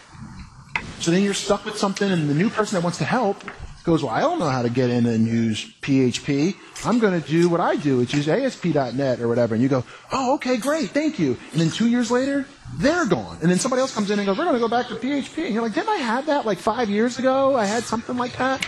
So you want to be you don't want to avoid it at all costs. But when people develop something custom, I find that most organizations that are nonprofits run off of volunteerism. So what happens is the volunteer that builds your site today, if there's a good chance that person may not be there 2 or 3 years from now, you're going to have things you're going to need to get done that you're not going to be able to do on your site because you're going to go, I don't know how to update this thing. Which is another reason why I like Tumblr and other sites where you can kind of edit it yourself. Yeah. Okay, so I have a couple business partners, and the person that wants to build my website, he told me he's familiar with PHP and wants to use it. He's telling me it's going to help me get a search engines for small business Philly. So you're saying don't use PHP? I'm not saying don't use PHP. I'm telling you that you do not need PHP to rank for the word small business Philly. You don't. Because that is... What is PHP? PHP is a programming language. Okay. What you need... Like HTML? What you need is... I'm not saying you need HTML or PHP, because I'd have to sit down and ask you, what do you want to do? Okay. PHP and more advanced programming languages help you do the more advanced things. But if you say, hey, you know what? I just want to be able to put up a blog post once a week, and I want to be able to have a link for somebody to click on and email me, and I want a design that looks good, and I want to be able to update it myself, or I don't want to be stuck with you if I don't like you later, then that's why custom development's a problem. Because if you go, I don't really like working with this person, they drop the ball all the time, and they don't do what I ask them to do. But if they're the only person that built your thing, then you're not able to go out and get someone else to build it. This is what I love about PHP. PHP is open source. So you can use PHP with WordPress. use PHP. WordPress runs on PHP. Okay, so what you're saying is don't use PHP, don't just avoid custom development. Well, I'm avoiding avoid custom development, not avoid PHP, because WordPress runs on PHP, which is fine. There's 1,000 people out there that can edit your site if it's on WordPress. The problem is if somebody builds you a custom blog that they are the only people that code it, then there's no one else out there to help you when you get stuck. Question? If we're in Drupal, there's off-the-shelf modules, but then there's also custom work that can be done in Drupal. Is that a problem for SEO? Shouldn't be, but I've seen people completely jack up Drupal sites trying to do something custom. Just, well, we're going to do this thing custom. So I'm a bigger fan of if it's off the shelf, you're nonprofits. Like, if it's off the shelf, buy the off-the-shelf plugin or whatever. You know, where somebody's got to at least try to answer my email and support me. But if somebody's like, oh, I'll build this myself for you for free, think about what you're stuck with when they're gone. You know, and it's not because they're not interested in helping anymore in the nonprofit world. Things come up. It's this, I'm learning it. It's the nature of the beast, right? People are here for 2 years and have time, and then they go away, then they come back. But you don't want to, as the nonprofit, be kind of stuck with a site you can't update. I would just like to put in a plug for PHP. It is possible to do good SEO with PHP, and there's a way to arrange the code within the file so that you put a lot of the code and all the messy stuff that Google doesn't recognize at the back end of the file and bring the important stuff up front. So if you know someone who knows how to do that, it is possible to get good rankings. Yeah, our site's on PHP. I would say 95% of the sites I work on are on PHP or ASP. They're on a pretty big system. We're on WordPress. Our entire site's run off of WordPress. Okay. All right. So the other part about Google is content. You have to write words and put words on pages for you to rank for the things that you're seeking. So as I said earlier, you do not want to press enter, right? You want to just type things in and hit the space bar. So if I want to build a guide, so think about something that people are going to share on social media. I'm so sick of people promoting themselves on social media. People don't want your stuff. People want help to problems. So I search for how to build a green, whatever, and then I look at the things that maybe my client offers, right? And I go, oh, okay. Well, they're a hardware store. You know, it's Lowe's. So if I can do how to build a green roof, green home, green wall. They don't do screens, green deck, right? Great. So now I'm going to tell my client, let's build content around this. And when they go, well, why should we do it? I go, because that's what most people are seeking in the green community. So when you're getting ready to decide, I have some time. I want to build some content. Anybody here write content and not ever want anybody to see it? No one? No one in here goes, oh, I'm going to spend 3 hours writing this content, and I hope no one sees it. What? I read a lot of policies. Oh. I hope nobody ever reads my policies. But you write because you want people to find what you wrote about. You spent time on that. But what people don't do is they don't do any research before they write. They just go, I want to write about, how to create a green floor. And I say, well, type in how to build a green, hit the space bar, and if the floor's not here and you have expertise on roof or wall, start there because you're going to get more traffic to your site. Oh, you want to have a real good time with this? Type in, why does my wife? Number 3 result? Snore? Pop zits on my back. Type it in. Why does my wife? Hit space. Pop zits on my back, I think, is the 3rd result last I checked. Not that I do that often. It's part of my job. I got to find these things. And then type in, why does my husband? It's interesting when you type in words related to people. is you find exactly what it is, why we don't get along. Like, Google's just telling you. Like, you know, if you type in how to convince my wife, guys are disgusting. Like, it's like every, like, how can I get my wife to twist up in a pretzel, you know? And then, like, when women type in, how can I get my husband to love me, to come back to me? Seriously, how to get my wife? It's like, lose weight, twist up in a pretzel, all these things. And you're like, oh, they want love, and they want what they want, right? And you're like, no wonder why it's been so long for us to get together. And Google's giving you the answers. But no, this same strategy, this works for, I did this today, just playing around. I do this for curiosity for some reason, because I'm a geek. I type in these things, and I typed in, what was it? Why does my sister-in-law hate me, not want me in her wedding? I'm serious. And you're seeing it, and you're like, this is stuff that people have actually typed into Google. It's funny, but when you think about it, this is how people should write content, right? I should write the ultimate guide to why your sister-in-law hates you. Why? Because Google, once you type in those words, Google starts showing you why your sister-in-law probably hates you. So those are two of the three components, right? So you've got code, your site works. It can be indexed by the search engines. You have content. So remember, if you're writing content and Google can't find it, then there's no need of writing content, not from a search perspective at least. The last part and the most important part. So what made Google is this. It's links. So when you used to use Alta Vista, Northern Light, Excite, Hotbot, Go.com, Snap, you know, all the ones that never made it, InfoSeek, remember that? They all trusted everyone in here too much. What they said is if you use this word on your page between 2.6% of the time and 2.8% of the time of all the other content, you're going to rank higher than everyone else. So guess what people did? They cheated. People made web pages that were like literally word, keyword, word, keyword. Why? Because the search engines were like, ooh, it's used 2.6 times. You get to the top. This was a problem. This was a problem when I used to work on Disney.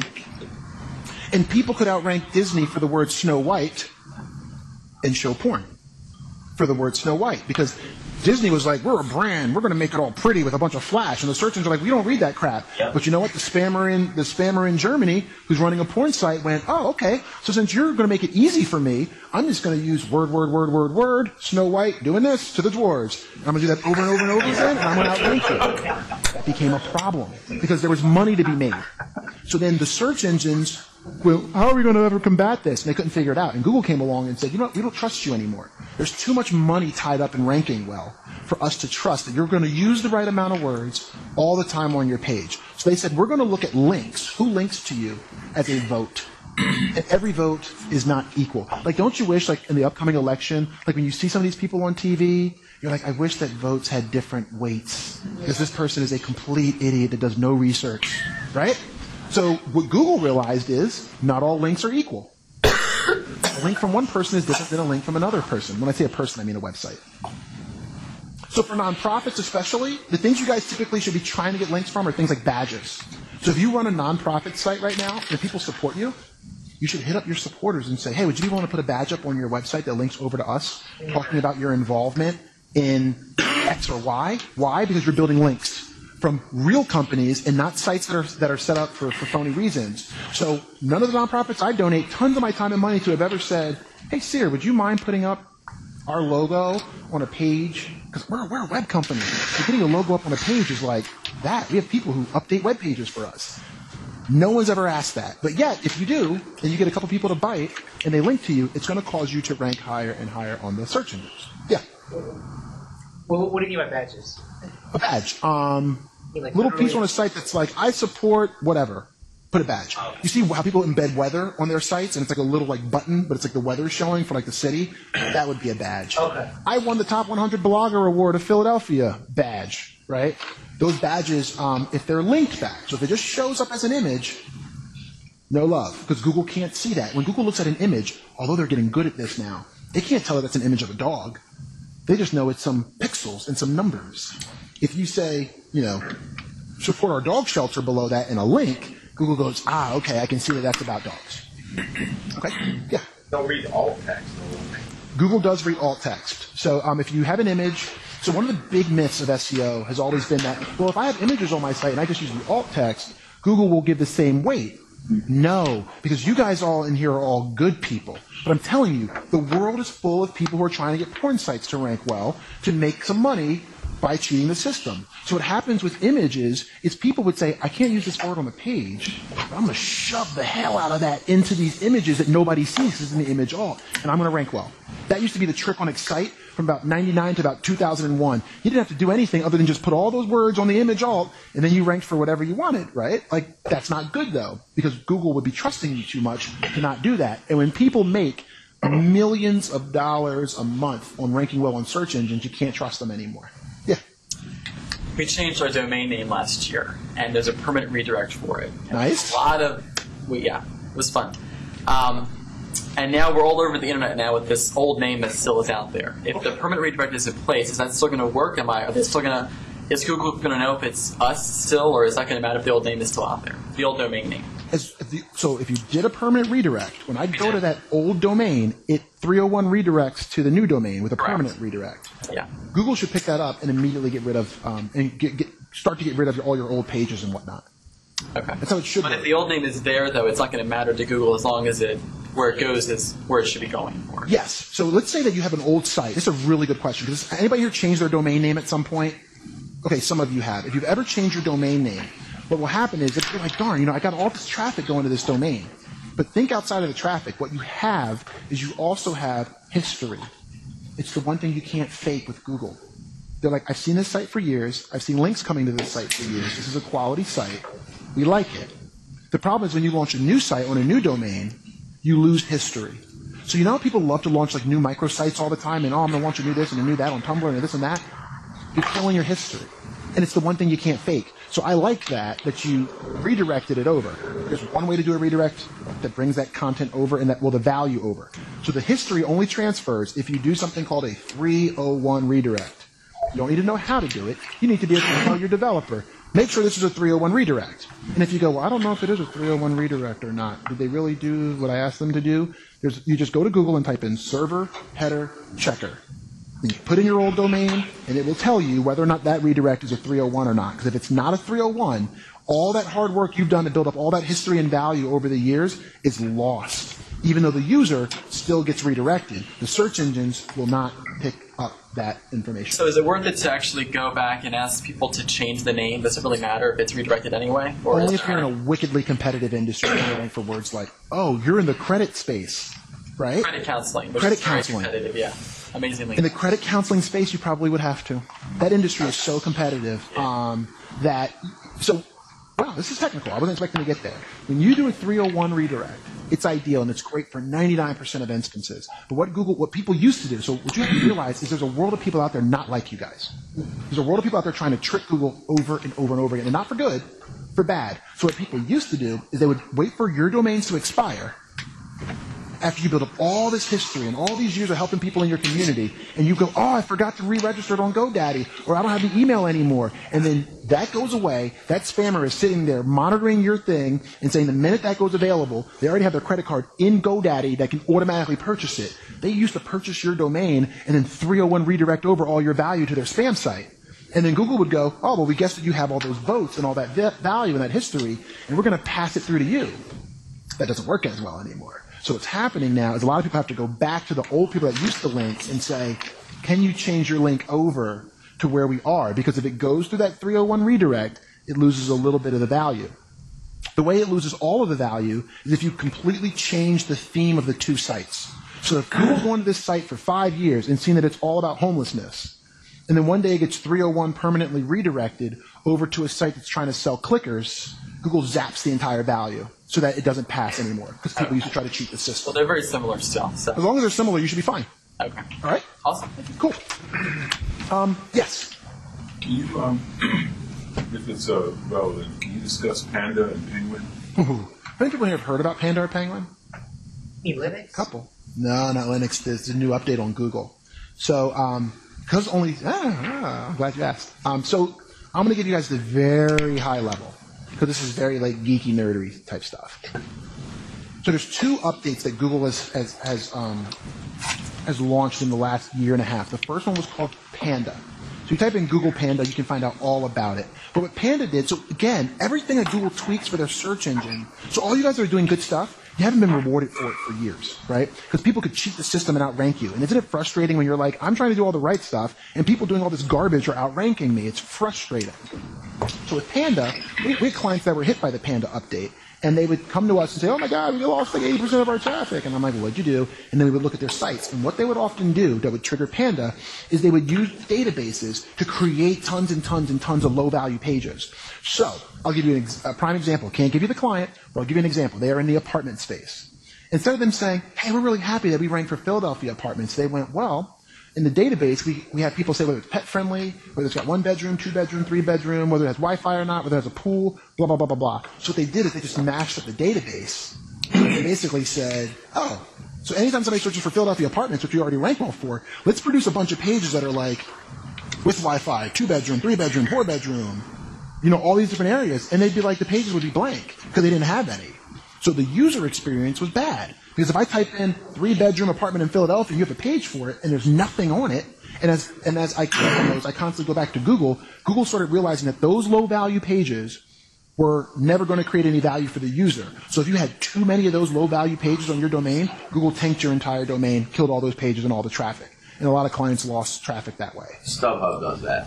StubHub does just trying to sell something on StubHub last minute, and I searched, and it was just a question about StubHub. And it went to their page, and it said, we don't have an answer to this question. It was basically, it sounds like they're doing something just like that, so that almost anything that has anything to do with them goes to their site, and it's a horrible user experience. And the bad part is that they're owned by eBay. So they have trust that's ridiculous. eBay, it's eBay. Like, they got trust like crazy. So what happens is they siphon off some of that trust, and they can get away with it because, remember, it's a computer. It's not a person zapping you. It's not like a wizard in a hat going, I don't like you. So what happens is the computer goes, there's so much history and trust there that overrides some of those lower quality tactics, whereas most people doing those lower quality tactics don't have the trust of eBay behind them. And Google's caught the vast majority of those people.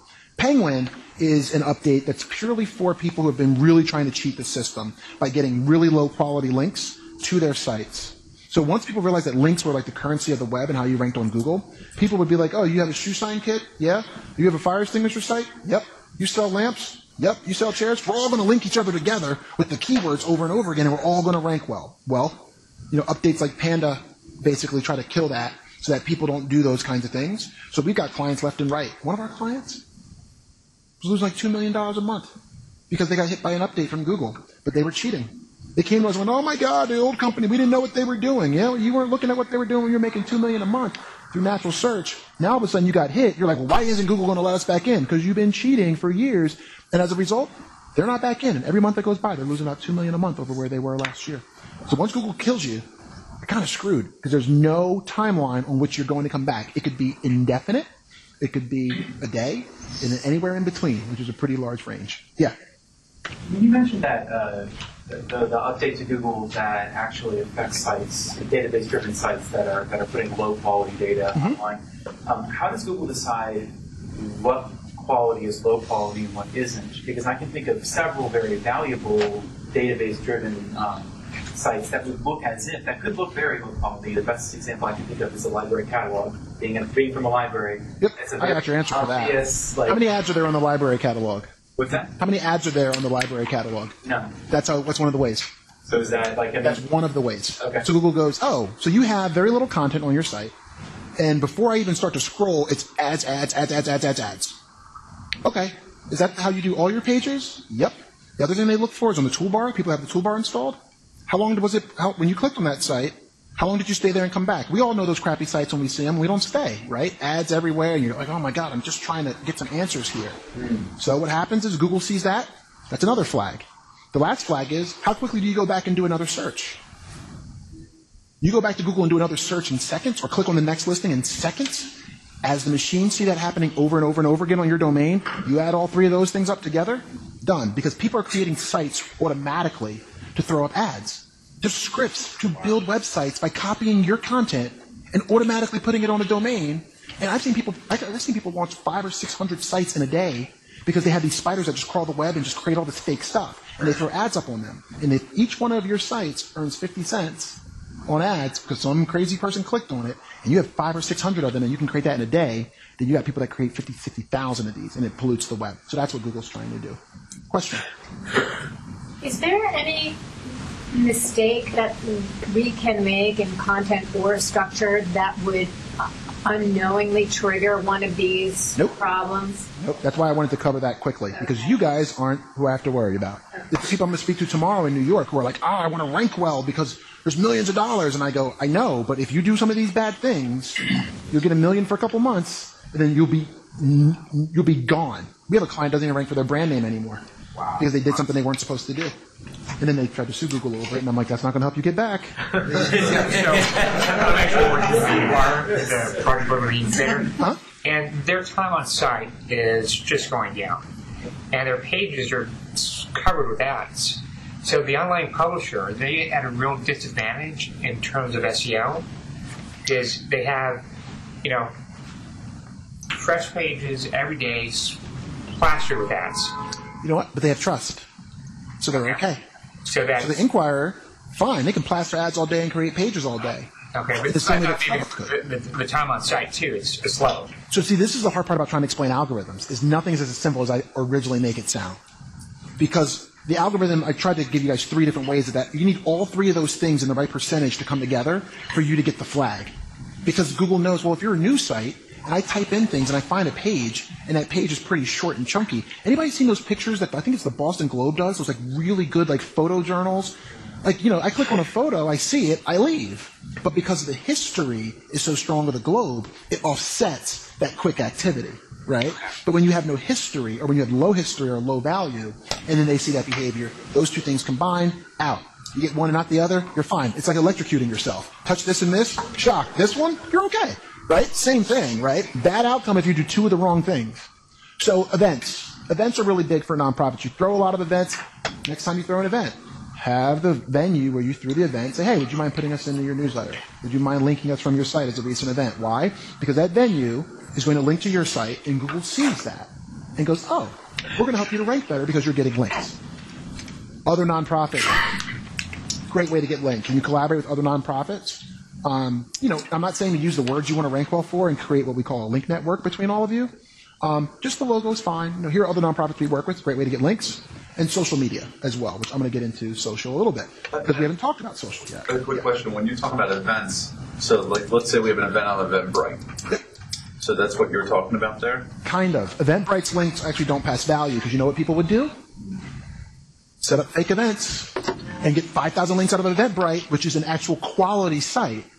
So very often, sites put this tag around their links that say, Wikipedia does this, because anybody can edit Wikipedia. So guess who ruined Wikipedia? SEO people did. Because they would go in and they would just add crap in and link to their clients and get a link from Wikipedia, which was so trusted. So there's something called the no-follow tag that these sources very often automatically put on their links to make sure that people don't spam their sites for getting link value from their domain. Eventbrite doesn't pass value. Ticketly, a local company, does because they do better quality control. They police who puts it up so then they're not worried about linking out to spam. So Meetup, I think, may also actually have links that go out and pass value. But what I would say? Having it on Eventbrite is good, right? Because people are going to see it. They may show up to the event. That's good. If you wouldn't pick where you're going to use your event software based on which one passes SEO value. If it happens to, great. If it doesn't, I wouldn't change it. Okay? All right. So we haven't talked about social. And social's all like hot and stuff. I'm not a social guy. I hated social media when I started because I sent a referral to a guy once, and he took his client's money and then updated his Twitter for like hours about his interior designer and never called my client back 2 weeks later. I was like, oh, I was in an accident. Screw you, dude. You were updating your Twitter. And at that point, I was like, screw it. I don't want to be on this social media garbage. Well, I changed my ways. The reason why I really got on social media is because I realized it gave me an extension to continue a conversation with you. So if you come here, you learn something, you're confused, I can still answer your questions and not have to come back here, right? And I don't mean it in that way. I mean, like, tomorrow I got to be in New York, the next day I'll be in New York, and I'm going to Vegas, I'm going to London, like, I'm all over the place. But I can send you back a 140-character tweet to try to help you solve your problem. So I got onto social media because it helped me to extend helping people with something that I that I knew. So I want to show you some things. Somebody talked about video earlier, how video helps you on search engines. You're damn right it does. Look at that.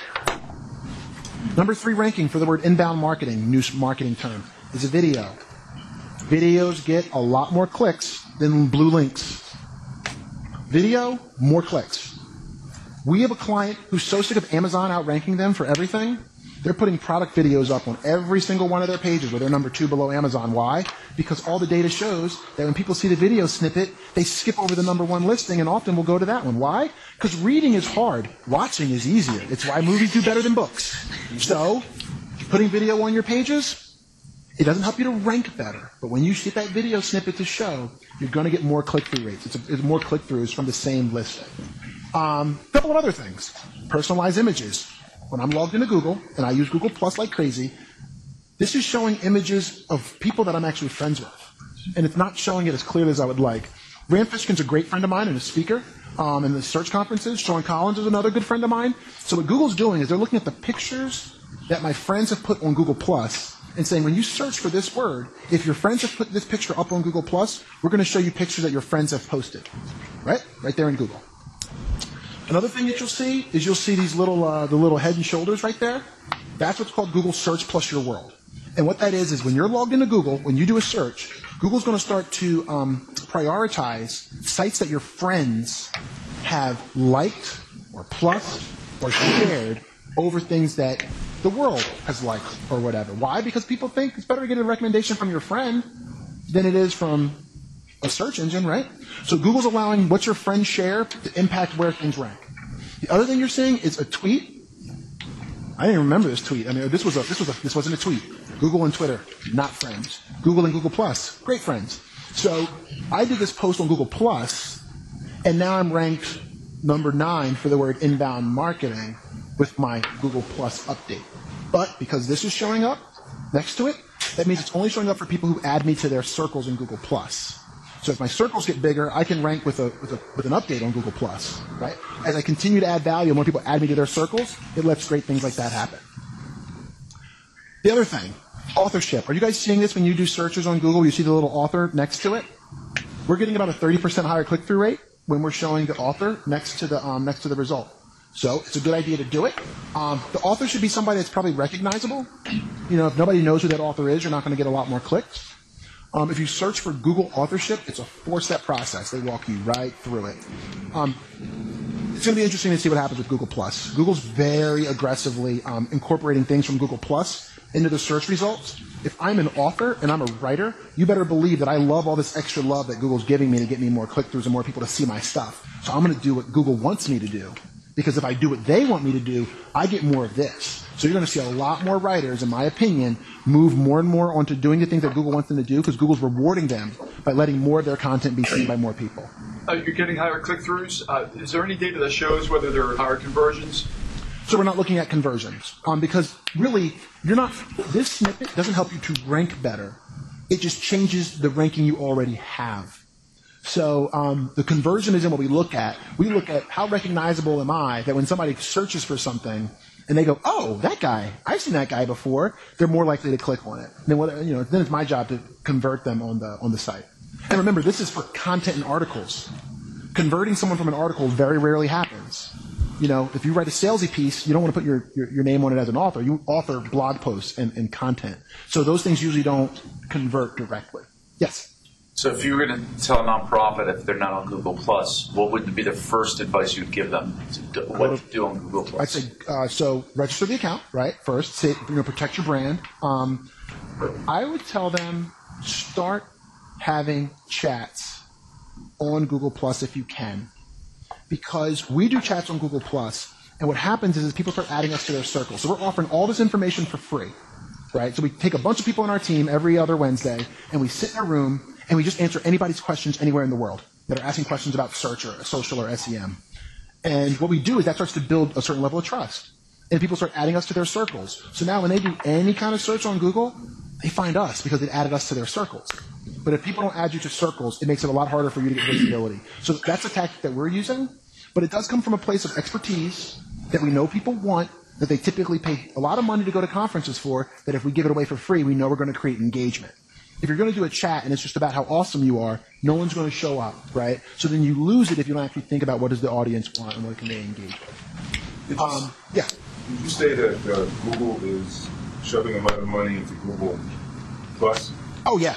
I mean, well, so 25% of every Google's employees' bonus is related to how Google Plus does. So it's big time. I wouldn't, a lot of people are like, nobody's there. I'm like, okay, you'll find out. In the same way that people were like, why would I optimize my site in 99? They're like, I just built it last week.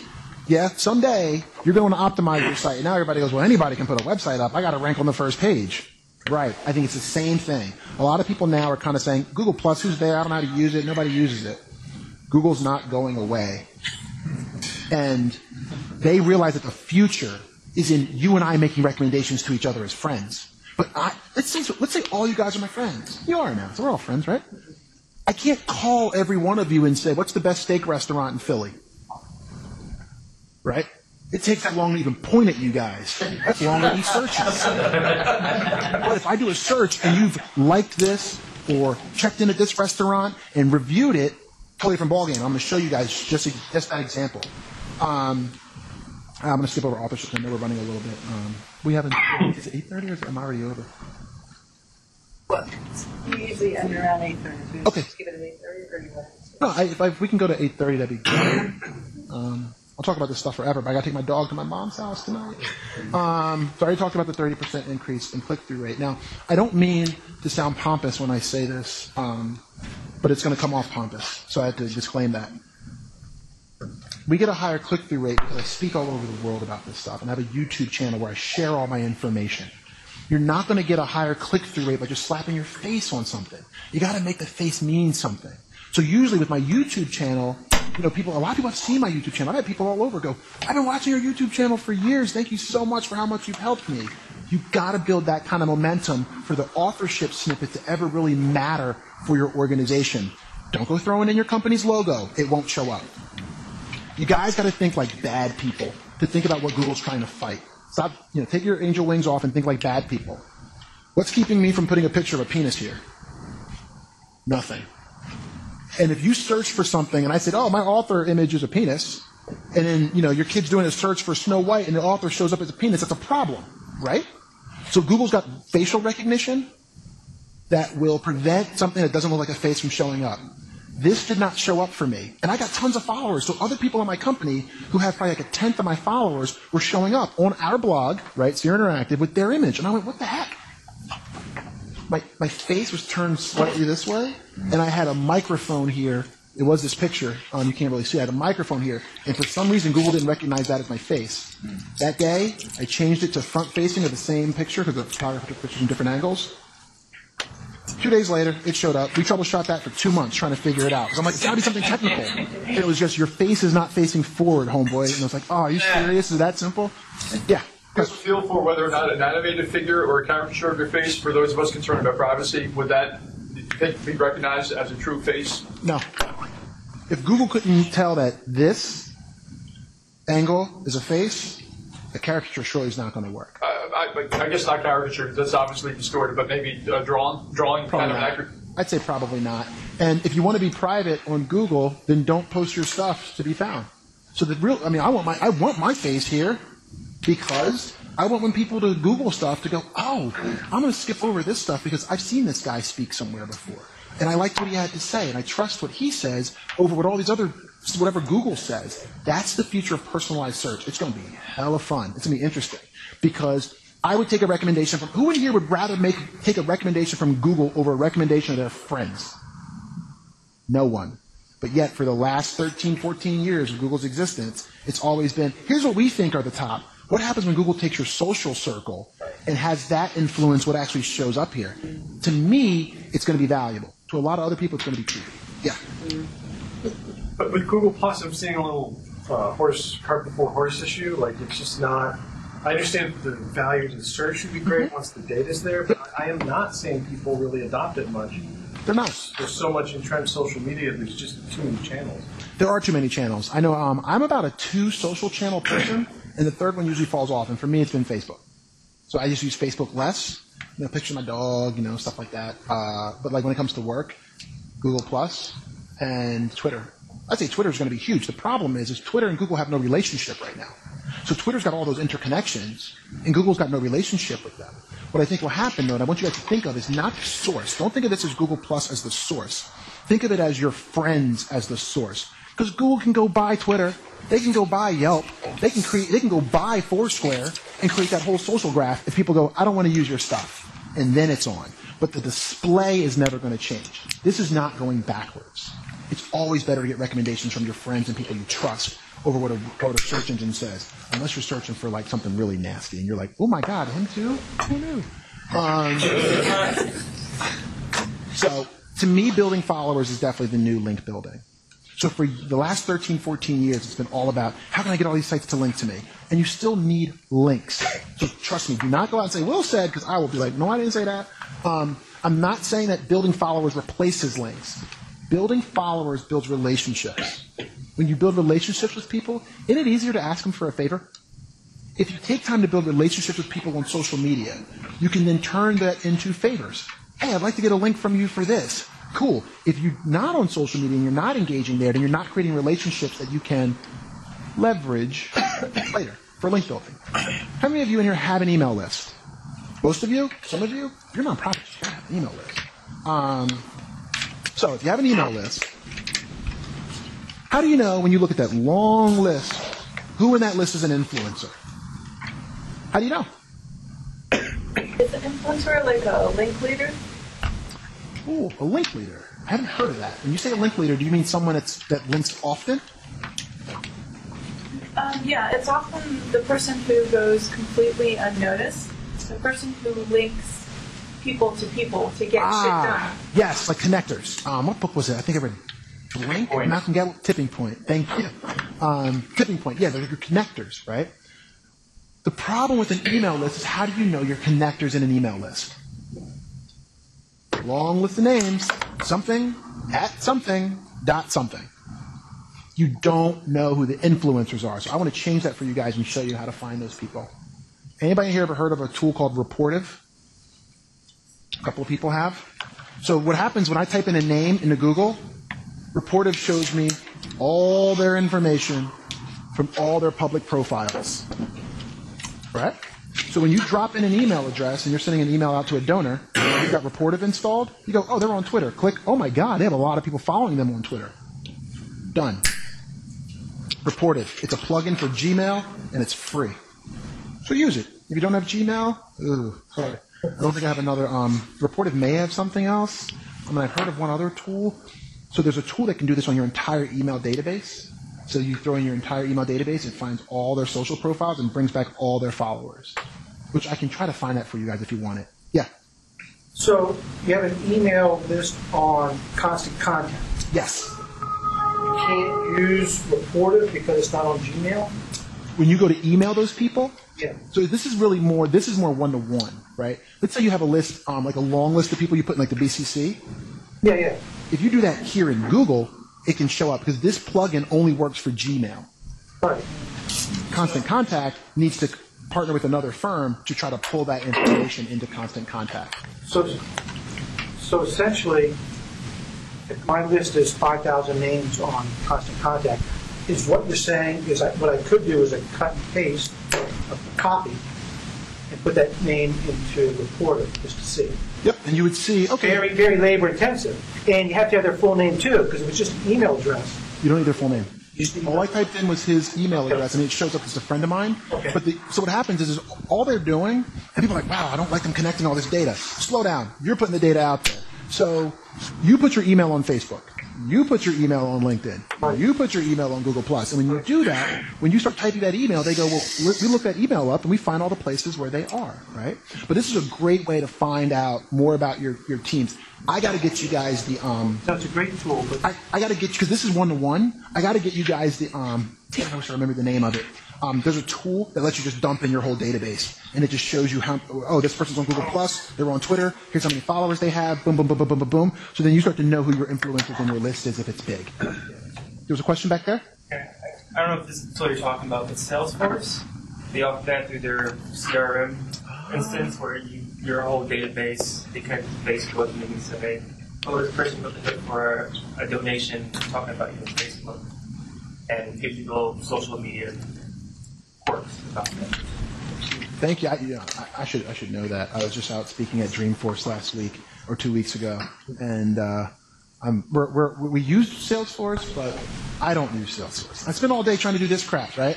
Will that find a different, like if you have 2 email addresses, is it smart enough to show profiles? So I don't think so, because you can only put in 1 email at a time here. But what I would say is if you install Report, if you know you've got like those big donors that you always like stay in touch with and you write them personally sometimes, this tool will help you find them in other places, right? What's that? It's Smarter Contact, Smarter from Zobni, the inbox backwards people. Is that the one, Smart Contacts? So there's a guy named Ethan Lyon, ETHANLYON. He and I work together. Send him a tweet right now. He's always working, just like I am. And say, Ethan, Will wants to know, for all of us, at the hashtag, what the tool is that will do reverse searches on email addresses and find people's Twitter handles and try to find a way to squeeze that in 140 characters. Thank you. It's ETHANLYON. Thank you. Because Ethan's awesome. So, like, most of the people that I work with, they're all into this stuff, too, and if they can ever help you out, they will.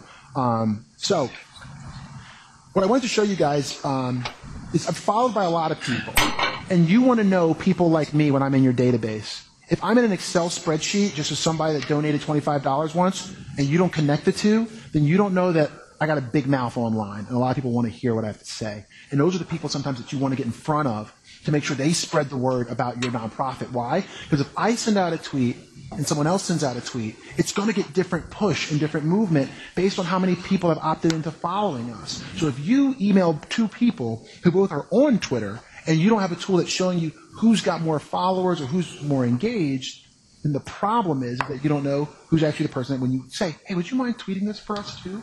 You know they're going to push it out. It's going to help you to get more donors, more engagement, more people looking at what you're doing, more people interested in what you're doing. So, I'm working with the Covenant House on my sleep out. I put a tweet out telling people that I'm trying to raise $7,500 for homeless youth in Philadelphia. I got donations as far away as Scotland. And I'm looking for one coming from the Philippines from a friend of mine that said he would do it soon. But that's what happens when you have reach, right? Now, you guys can't all ask me to go tweet your stuff, because then my Twitter followers will be like, what the heck, Will? You're always trying to hit us up for money for Philly nonprofits. So that's what happens just by having the push. I raised $4,500 from one tweet and one Facebook update asking other people to tweet it. And then once it got pushed, all of a sudden I'm 60% of the way there. But that comes from having movement and push. And these people exist in your email database is my point. You just don't know who they are because it's a big list of names with something at something dot something. So if you can use a tool like Reportive or whatever Ethan comes back and tells us, you can find these people who can push things further and help more people to show up to your events, right?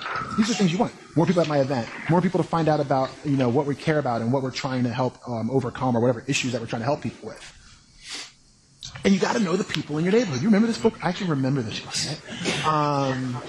And there's another way to do this, too. So there's a tool called Follower Wonk. There it is. And for the most part, it's free. If for some reason you try to use it on your profile and it tells you to pay for it, let me know. Because I'll see if I can get you guys like a coupon code for a little while, because they're good guys that run the software. So I dropped in my name and I click on Analyze My Followers. And then I say, now for me, I have to pay for it because I have to download a bunch of followers. They usually do it for free for most people. And I do Proceed with All. Once you do this, so I'm asking you to click on Analyze Followers on followerwonk.com or Google Follower Wonk. Click on that. Put your handle in, your Twitter handle in, or a competitor's if you're in business. You can always do that. Click on Analyze Their Followers, not Analyze Your Followers, which you got to change that. And then click Do It and click that. Then what you get back is this. You get back an Excel spreadsheet of everyone who's following you or following that account. Guess what you also get? Their location, how many followers they have, how many friends they have when they created their account, how many tweets they sent, their last tweets. How do you do it? Oh, they have a partnership with Twitter. Twitter's got to make money too. So they sell data access to people like this. So no email? What's that? No email address? No email. All you need to do is put in a Twitter handle of anyone on the web. But if you do this for Perez Hilton, it's I'm saying you don't get their emails in the. No, you don't. You don't get their emails. Now that would be a privacy breach. So, let me tell you how I'm using this right now. We're going to open another office. I mentioned it earlier in either San Fran, San Diego, or Austin. I took all my followers and plotted them out on a map, which FollowerWonk already does for you. And I looked for where do I have the most people following me who believe in what we believe in at SEER in those 3 locations. So if I decide to locate an office and I'm moving offices to find more talent and more people, not more clients, more people, then shouldn't I go to the places where I have most people already following me? Downloaded this, done. Now I know where to go, right? So I've narrowed it down to 3 places because I've seen everything that's west of like Chicago where I have the most followers. I actually have more followers between LA and San Diego than I do in San Francisco, which would be surprising because I'm in San Fran a lot. So that's one way you can use location. The other thing that you're not seeing here that it does show is their bio. So what's cool is I want to show you guys how to use this. So what you do is if you have Excel, you want to go to the last tweet column and filter it. Which you just got to click on filter up here somewhere. I think it's under data, and you click on filter, and it brings up these little drop boxes. And then you only want people that have tweeted since 2012. Why? Because if somebody's followed you with an account from 2010, and they haven't tweeted since then you hitting them up on Twitter probably isn't going to go very far because they're not listening anymore. They're not even on it anymore. So then what I do is I search for words like writer. I want people to write about my company. How do I know when I got 11,000 people following me, who the heck of the 11,000 is a writer? Well, when you pull all your followers down and search for the word writer, it's going to highlight all throughout my Excel document who's a writer, right? Then I hit them up.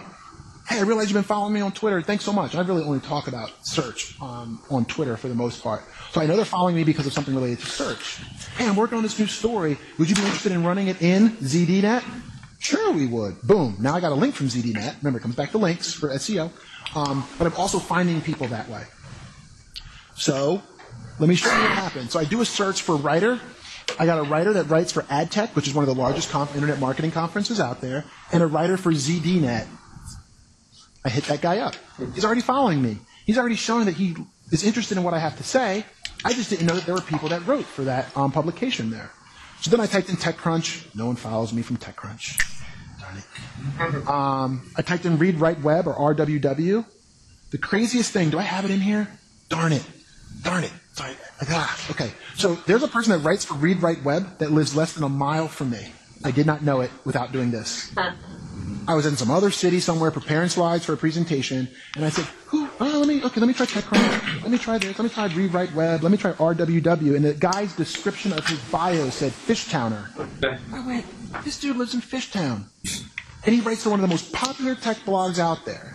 And I only knew it because I did a search on my people that are following me. That's what I'm talking about when I say building followers allows you to then, the relationships you already have that you just don't realize. Find out what people are interested in and then write to that.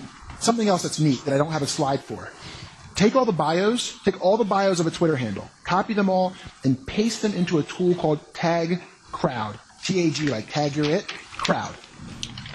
It will automatically bold out the words people use most in their bios across everyone that follows you. It'll give you an indication. What are people looking for? We're working with a motorcycle client, found out that a lot of people that follow them are photographers. So we're going to create a photography contest of your motorcycle, right? Because I know it's going to resonate with the audience because I did this analysis. And remember, with FollowerWonk, you can do this with any Twitter handle on the web. You can do it on mine, do it on yours, do it on a competitor's, you can do it with anyone's. What was the last one you just mentioned? That was Tag Crowd. TAGCROWD. So you can also search for anyone's bio on FollowerWonk for free. So you want to find all the writers for TechCrunch? Go to FollowerWonk, type in the word TechCrunch, and they will show you everyone that uses the word TechCrunch in their bio or as part of their screen name. Easy. So these aren't the people who are following you. This is everybody in the freaking universe that's on Twitter. And then this is what the result looks like. Oh, this person writes for Business Insider. This person writes for whatever. You can see it. Read Write Web. You see all the different places. Read Write Web. That's the guy that lives in Fishtown. Fishtowner. Isn't that crazy? Like my office is in Northern Liberties. He's less than a mile from my office, and I didn't even know it. And he writes for the fourth largest tech publication on the web. Crazy. Don't all hit him up, please. And be like, Will told us to spam you and send you stuff. So I'm going to talk a little about the future. I fly to San Francisco all the time. and I type in call signals one time, Google's now showing travel results right in the main results. If you're in the travel space, you're like, might as well get out. It's tough. I mean, it's hard to compete because this comes up above all the other results. It doesn't this look better than a blue line that you got to click on and try to figure out where the crap is? I can see all of them. I can see which ones are nonstop. I can see their price. I can see the duration. What more do I need? Click, buy, Wait, done. how does that come up? You were just typing in the... I just typed in PHL to SFO, and that showed up. And Google bought ATA, which is a travel company, and that's why they have the data now to do this. Think that's bad? How about this? You type in hotels in New York City. Why don't you book hotels in New York? Google.com/hotel finder. I'm pissed off if I'm Expedia right now. Google goes, we have all the people coming to us. We're going to start slowly infusing in our own stuff above your stuff. And they go, that's not fair. And then Google goes, you've been getting traffic from us for free. It can be as fair as I want, right? You can't, seriously, if I've been giving you $1 million by ranking number one for, hotels in New York City, and now you're making $250,000 on that keyword for free, I ain't hearing it, right? And I think that's basically the way Google's saying it is, you made a lot of money off us for free. We bought this company. We're putting our own crap up there. You would do the same thing to us. Don't cry over spilled milk. You type St. Patrick's Day. Google's giving you an answer. Isn't that a lot better than to click on this and see if it actually has St. Patrick's Day, like the date on it? Google's doing more of this. Here we go. Here's my example. I searched for a place called Quality Meats in Google because it was across the street from my hotel. I was looking for a steakhouse in New York. See this? 2 others rated this place. That's Google+. 2 of my friends had been there. Dave Minchala, great friend of mine. I just saw they integrated Zagat already. They bought Zagat, right? Yeah, so you got Google bought Zagat. They also bought Frommer's. So what are the areas that people want recommendations from more than anywhere? Food recommendations and travel recommendations. So they got Zagat, they got Frommer's. Wouldn't want to be in those industries either. Yelp is going, crap, we're going to partner with Bing. It's like, good luck with that. So you got Quality Meats. I mean, seriously, Dave Minchala is a good friend of mine. This isn't just somebody I follow on. He's a good friend of mine. And when I see that he likes this place, it means something to me. Isn't that more valuable than just Google being like, somebody at Yelp said, I don't know somebody, I got different taste than somebody. Or John Doherty, another good friend of mine. Really good friend of mine. Both of these guys, we travel on the speaker circuit a ton. So when I go to Google and I search, and they show, hey, do you want to see a steakhouse in Manhattan, New York? And I got friends that are recommending this to me. And then I also look at the map and I go, oh, I'm here. And they go, this is how far it is. I go, Google, I don't need to go anywhere else. Thank you for all that information. You just made my life easy. And you're giving me recommendations from my friends, which I will take over recommendations from machine learning computers any day. But those friends are your Google Plus friends. Yes. That's the thing. Yep. No Google Plus, no seeing where your friends like. Right? So let me, so speaking of the future. Yes. So like, you mentioned old school. I'm really old school. Yep. So that whole thing's predicated on you and your friends going back to those off the board and saying, I'm going to write a recommendation about this place. Yep. I have no interest in doing that. Yep. I don't care. I'm tired. I'm old. You know what I mean? I want to get that. Yep. So I guess the idea is the future is this whole social search, whatever. Mm-hmm. The current generation, future generations, they want to let people know what they're doing. I would disagree about it being current or future generation because search is about solving problems. Have you ever traveled to a city and been in a hotel room and go, I don't know where to freaking eat? Yep. No, let me say this. I appreciate having information, but I'm selfish. I don't particularly want to. Oh, you're like 95% of people. That's okay. Exactly. Most people will read my recommendation on like somewhere on Yelp, but they won't put one up. That's fine. Yeah. But the problem is, it's not about you not putting it up. It kind of is. It'll be interesting what happens to the ecosystem. So if everybody went, well, I don't want to put my stuff on Google Plus, then I can't get any of my recommendations from my friends. Damn it. So what's going to happen over time? I think you're right on that. Is as people get more free with like, there's a guy who has a Twitter handle of just people who post their credit card numbers. Because people are so stupid, they take pictures on their cell phone because they're all into this social generation. Oh, my new Visa came. Clicks. They take a picture of it on Twitter.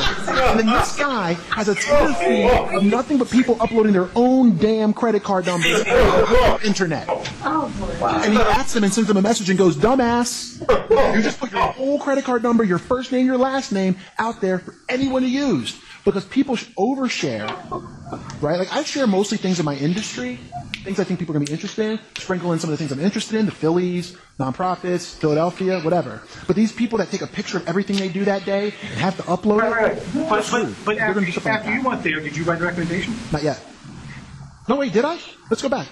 I wrote 7 reviews, but I don't know if I've reviewed that place specifically. Oh, I did. You know why? Because it said you rated it when I did the search. Yeah.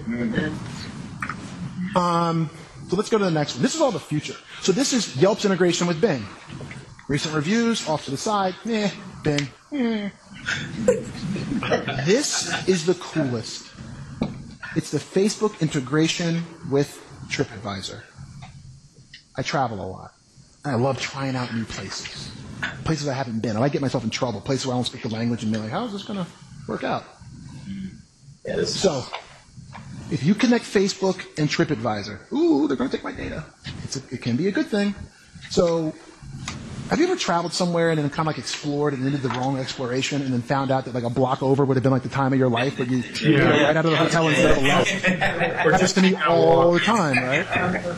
So, what this does is when I search for Bangkok, it showed me pictures of my friends who had been to Bangkok, based on them updating something on Facebook or checking in somewhere in Bangkok when they went there. One of these people is Nicole Tooley. She's a great friend of mine. She's so much better than Richard R. from Kansas thought that Thailand sucked. I'm like, well, we might have different tastes. But Nicole and I have been friends for years. We break bread, we share beers, we do all kinds of fun stuff together. I like her style. So when she said she stayed in a hotel and it was good, done. I'm signed up for that hotel. That, in my opinion, is where social will help search. And it'll take some time, but you better believe Google realizes that this is coming, as does Bing, as does Facebook. That's why you hear Facebook we might want to build a search engine, right? Because people realize it's better to get a recommendation from your friend on a search engine or anywhere else than it is from a stranger. Last example I want to show you about Google+, I search for the word bank fees. So one of our clients, a big bank. Search for the word bank fees. No one shows up. This is when I'm logged out of Google. I turned around and logged in. Bank of America shows up here. Why? Because I added them to Google Circles. So Google Circles will, as you add people to your circles, you will naturally get more rankings because Google's getting the personal social proof that people like you. And as a result, when those people do searches, you will get visibility.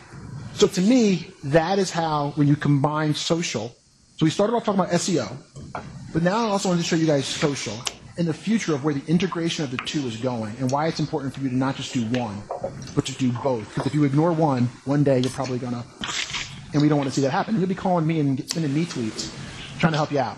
So I'm Wil Reynolds. Thank you so much for your time and your questions. I really appreciate it.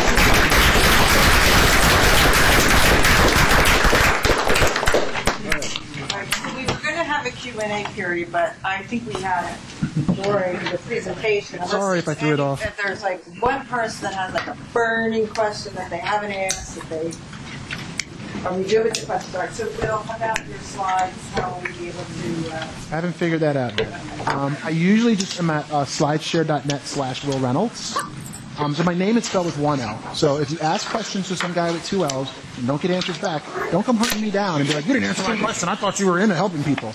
One L. But I'll probably put it up on slideshare.net/Wil Reynolds and make sure you guys have access to all the slides. Thank you so much for your time. All right, let's give him a...